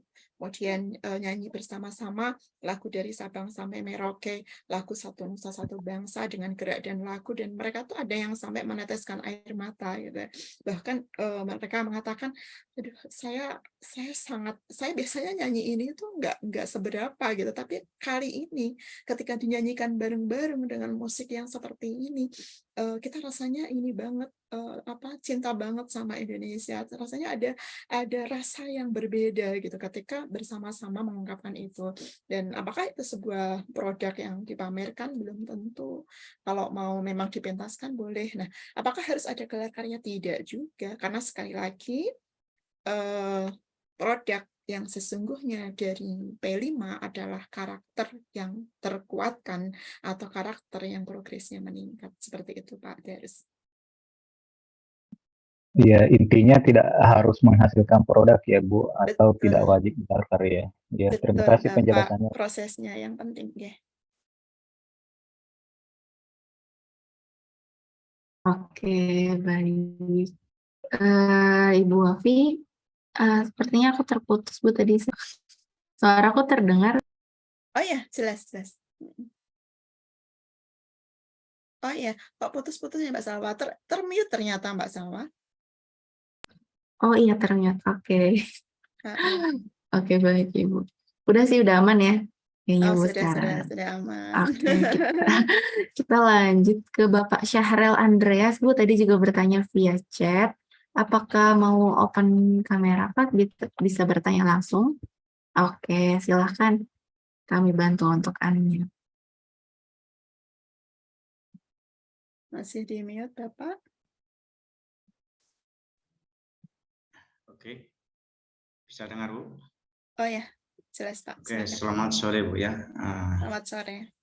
Saya mau bertanya juga selain yang saya ketik di chat tadi, apakah dalam penentuan tema P5 itu memang harus melibatkan warga sekolah atau hanya guru dan siswa saja Bu itu? Saya pikir itu aja Bu tanya. Oke. Silakan bisa dijawab Bu. Terima kasih Pak Sahrul ya.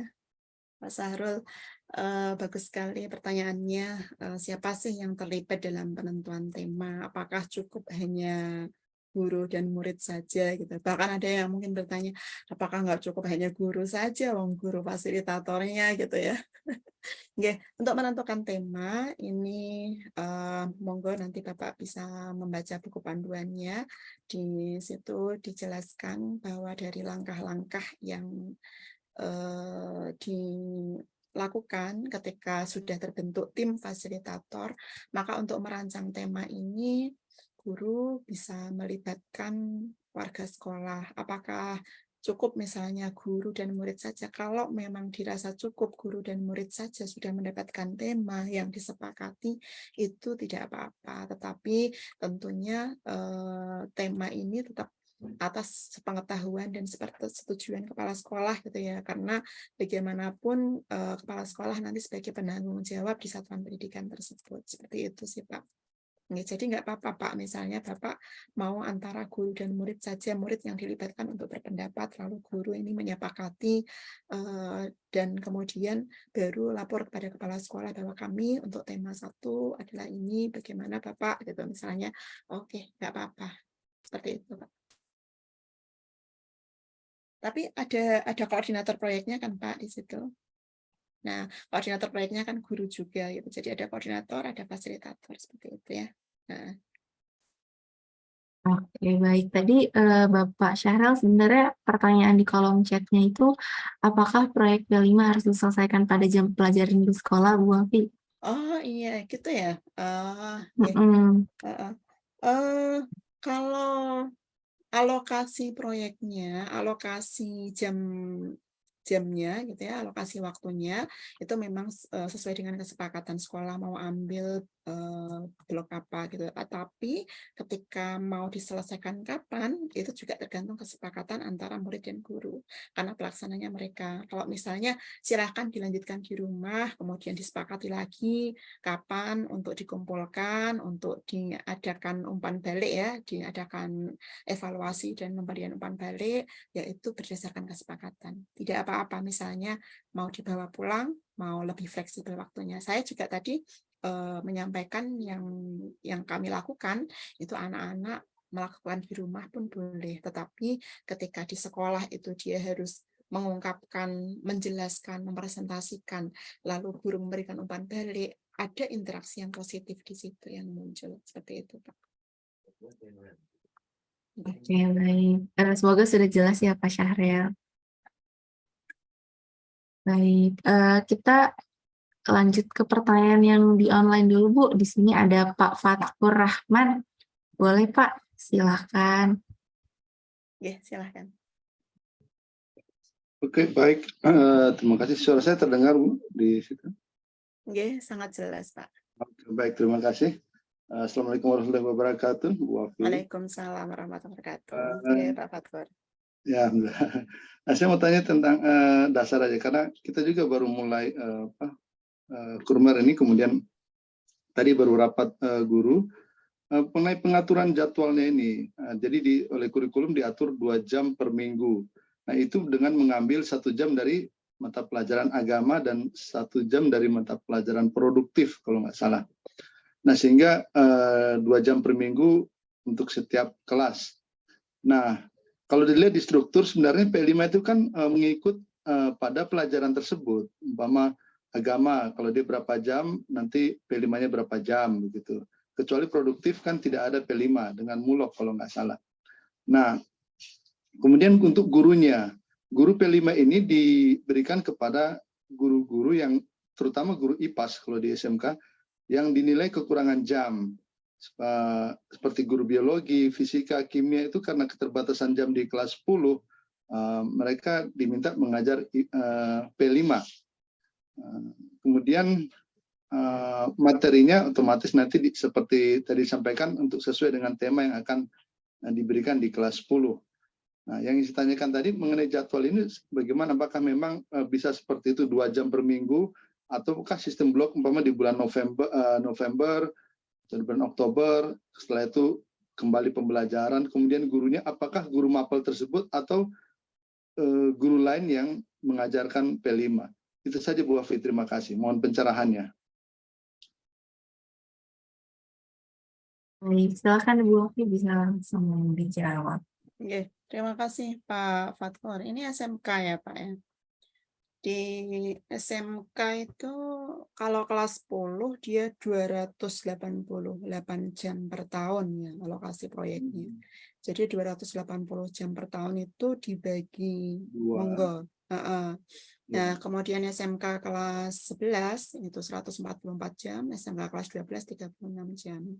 Nah, untuk SMK saya kira kalau SMK atau SMP atau SMA gitu ya, saya kira lebih nyaman kalau saya ya berdasarkan pengalaman, karena kita ini kan berbagi praktik baik ya Pak ya, berbagi praktik sama-sama kita belajar gitu. Kalau saya lebih nyaman ketika blok pekan Pak.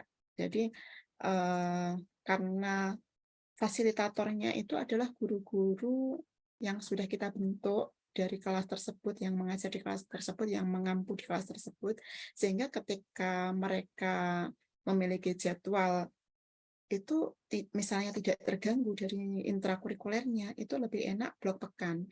Jadi misalnya 3 pekan itu materi intrakurikuler, lalu pekan keempat itu khusus untuk proyek gitu. Itu akan lebih apa ya, tidak mengganggu lah, misalnya kan hanya minggu keempat saja mereka melakukan proyek itu gitu. Kalau pengalaman kami lebih nyaman begitu. Satu, kurikulum tidak perlu menghitung-hitung lagi ini sudah pas belum gitu ya. Kemudian dari alokasi waktu juga ketika dihitung ternyata pekan keempat itu berapa jam, pekan kelima pekan keempat bulan kedua berapa jam, itu dihitung juga terpenuhi segitu gitu Pak. Ini kalau pengalaman kami begitu gitu. Jadi monggo, dan tim fasilitator bukan hanya guru-guru itu, tapi bagaimana tim fasilitator ini yang kemudian melaksanakan ya Pak ya, memfasilitasi anak-anak tersebut di jadwal tersebut. Ya mungkin itu Pak Fathor. Iya, sudah jelas ya Pak Fathor. Oke, terima kasih. Baik, terima kasih Pak. Ibu, mungkin kita satu pertanyaan lagi ya dari Pak Basron, karena waktu yang sudah silakan terus berlanjut. Baik, silakan Pak Basron. Boleh dibantu open kameranya Pak?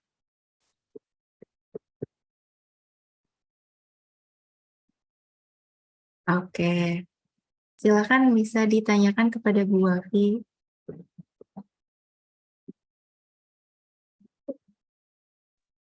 Ya, terima kasih. Assalamualaikum warahmatullahi wabarakatuh. Waalaikumsalam warahmatullahi wabarakatuh. Ya, ini mungkin saya bercerita sedikit tentang apa yang telah saya lakukan di sekolah saya. Mungkin belum searah, tapi lagi-lagi pemahaman saya tentang P5 ini adalah dikembalikan terhadap aset yang dimiliki oleh sekolah seperti yang Ibu jelaskan tadi.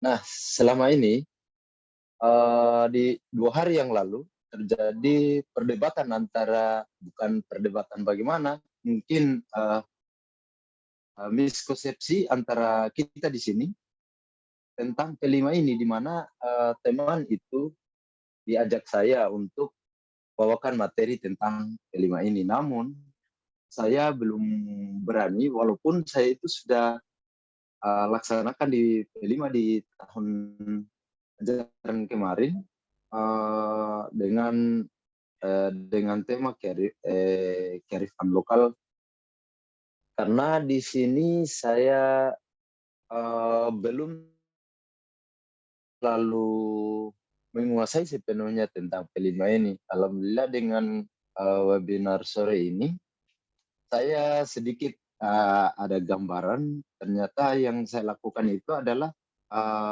sedikit sudah mengarah begitu.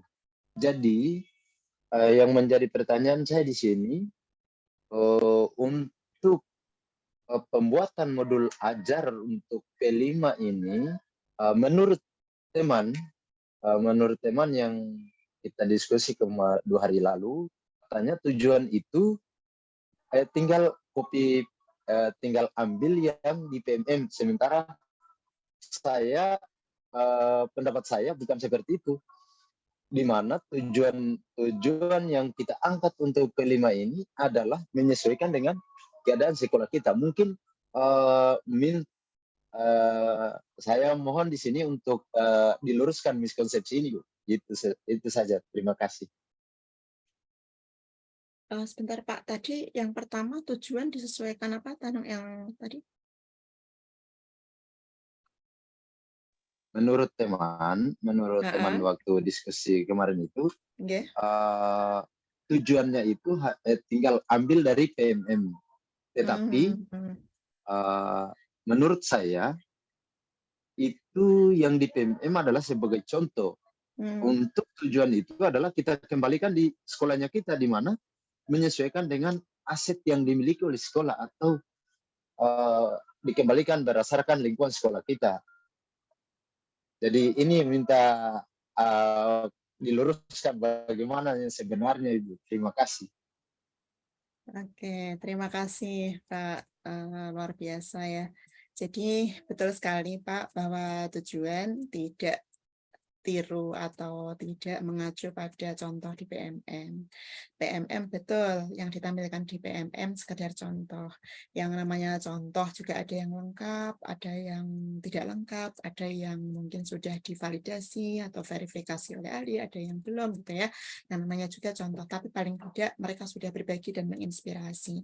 Nah, boleh misalnya sekolah-sekolah yang baru mau menerapkan, pertama kali menerapkan itu mengambil modul ajar proyek persis seperti yang di PMM, lalu diterapkan langsung, boleh. Akan tetapi ketika menerapkan langsung itu tetap perlu disesuaikan dengan potensi, karakteristik, kondisi, dan kebutuhan di sekolah tersebut. Peserta didiknya kebutuhannya seperti apa, kondisi sekolah cocok nggak ketika menerapkan modul itu. Nah, disinilah perlu memodifikasi. Nah, kalau tujuannya mungkin mau disamakan, tujuannya sama, karena yang disamakan tujuannya ini pada penguatan karakternya. Nggak masalah, tujuannya mau sama dengan PMM, boleh banget. Tetapi ada beberapa langkah atau bahan atau hal-hal yang mungkin kita beda budaya satu, atau ketika kita kontekstualisasi dengan lingkungan kita, dengan kebutuhan peserta didik kita, ternyata tidak cocok, ya kita tidak perlu menggunakan itu gitu ya. Jadi ini yang perlu dimodifikasi. Jadi boleh sekali jika tujuan mau mengacu di situ. Nah, sebenarnya tujuan kemudian mengacu pada mana? Betul apa yang disampaikan Bapak, bahwa kita tetap di penguatan profil pelajar Pancasila ini adalah bagaimana menguatkan karakter peserta didik kita. Nah, kita lihat dulu dimensi apa yang mau dikuatkan. Jadi dimensi-dimensi ini kan ada elemen-elemennya dan ada sub-sub-elemennya.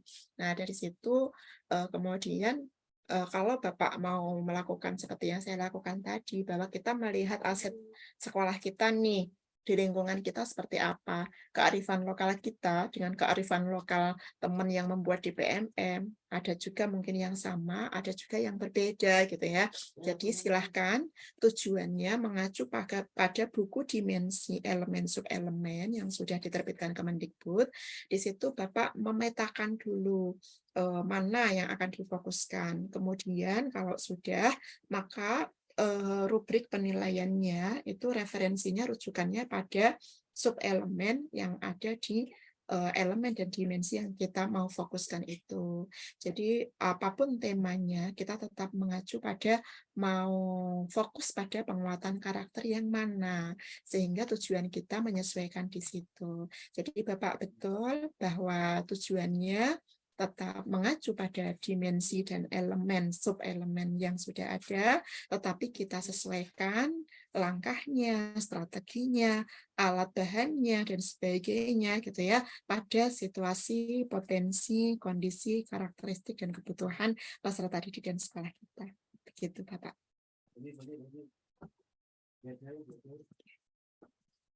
Begitu, Mbak Salwa. Bagaimana Pak Basram? Apakah sudah jelas dari Ibu Afi? Ya, sudah jelas. Terima kasih banyak, Ibu. Baik, terima kasih. Mungkin kita cukupkan dulu untuk sesi tanya jawab interaktifnya, Ibu Afi. Baik, Bapak dan Ibu guru semuanya, terima kasih banyak nih untuk antusiasnya dan segala pertanyaan yang telah diajukan. Sehubungan dengan waktu sharing kita nih oleh Bu Afi sudah berakhir. Terima kasih banyak atas sharing ilmunya, waktunya, dan diskusi selama Q&A ini ya Bu. Sebelum Ibu meninggalkan ruangan Zoom, mungkin bisa memberikan sedikit closing statement nih, kesimpulan dari materi hari ini. Silakan. Baik, terima kasih Mbak Salwa, Bapak Ibu guru yang kami hormati dari seluruh Indonesia. Mas Nadiem Makarim, Menteri Pendidikan kita pernah berkata, perubahan sekecil apapun itu, jika dilakukan secara serentak oleh setiap guru, maka kapal besar bernama Indonesia akan terus bergerak. Bisa jadi kapal-kapal Indonesia itu diantaranya adalah pendidikan. Dan kunci dari pendidikan ada di guru, yaitu di kita semuanya. Mari kita sebagai guru berusaha untuk melakukan perubahan sekecil apapun di lingkungan kita, tetapi yang lebih penting lagi adalah apapun yang kita programkan, apapun yang kita laksanakan, tetap berorientasi pada murid, dan murid. Mungkin itu yang bisa saya sampaikan. Semoga bermanfaat. Terima kasih. Assalamualaikum warahmatullahi wabarakatuh. Waalaikumsalam warahmatullahi wabarakatuh. Super sekali ya Bu. Baik, terima kasih sekali lagi Bu Hafiz dan selamat melanjutkan aktivitas kembali. Semoga selalu sehat. Sampai bertemu di acara-acara yang akan datang ya Bu. Amin. Terima kasih Mbak Salwa. Baik, silakan. Baik Bapak Ibu guru dan seluruh peserta webinar yang kami hormati, tidak terasa kita sudah sampai di akhir acara. Saya ingin mengingatkan kembali untuk pengisian formulir presensi dan evaluasi untuk syarat mendapatkan e-sertifikat. Dapat dilakukan melalui link yang telah kami share juga di kolom chat serta yang tertera di layar.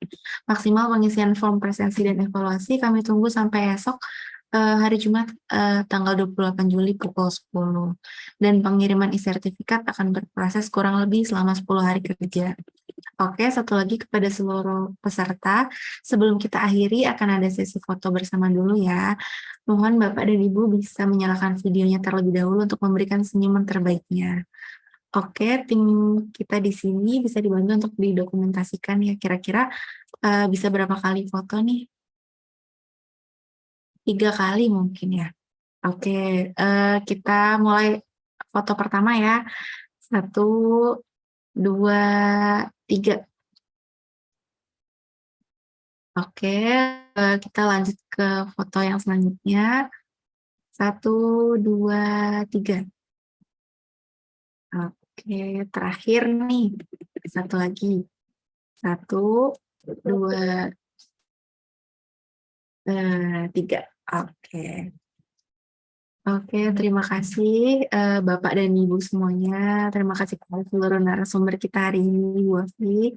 Jangan lupa silahkan di-follow juga akun Instagram kami di @gramedia Mitra Edu dan @sekolahgramedia serta Instagram dari IGI di @ikatan_guru_Indonesia. Lalu akun Facebook dan YouTube kami di Gramedia Mitra Edukasi Indonesia. Dan untuk informasi terbaru tentang event webinar, promo, dan informasi lainnya. Akhir kata, saya Salwa selaku moderator menyampaikan mohon maaf jika masih banyak kekurangan dan kata-kata yang kurang berkenan. Sampai bertemu lagi di acara webinar selanjutnya. Selamat sore. Terima kasih, Bu Afi, boleh meninggalkan ruangan.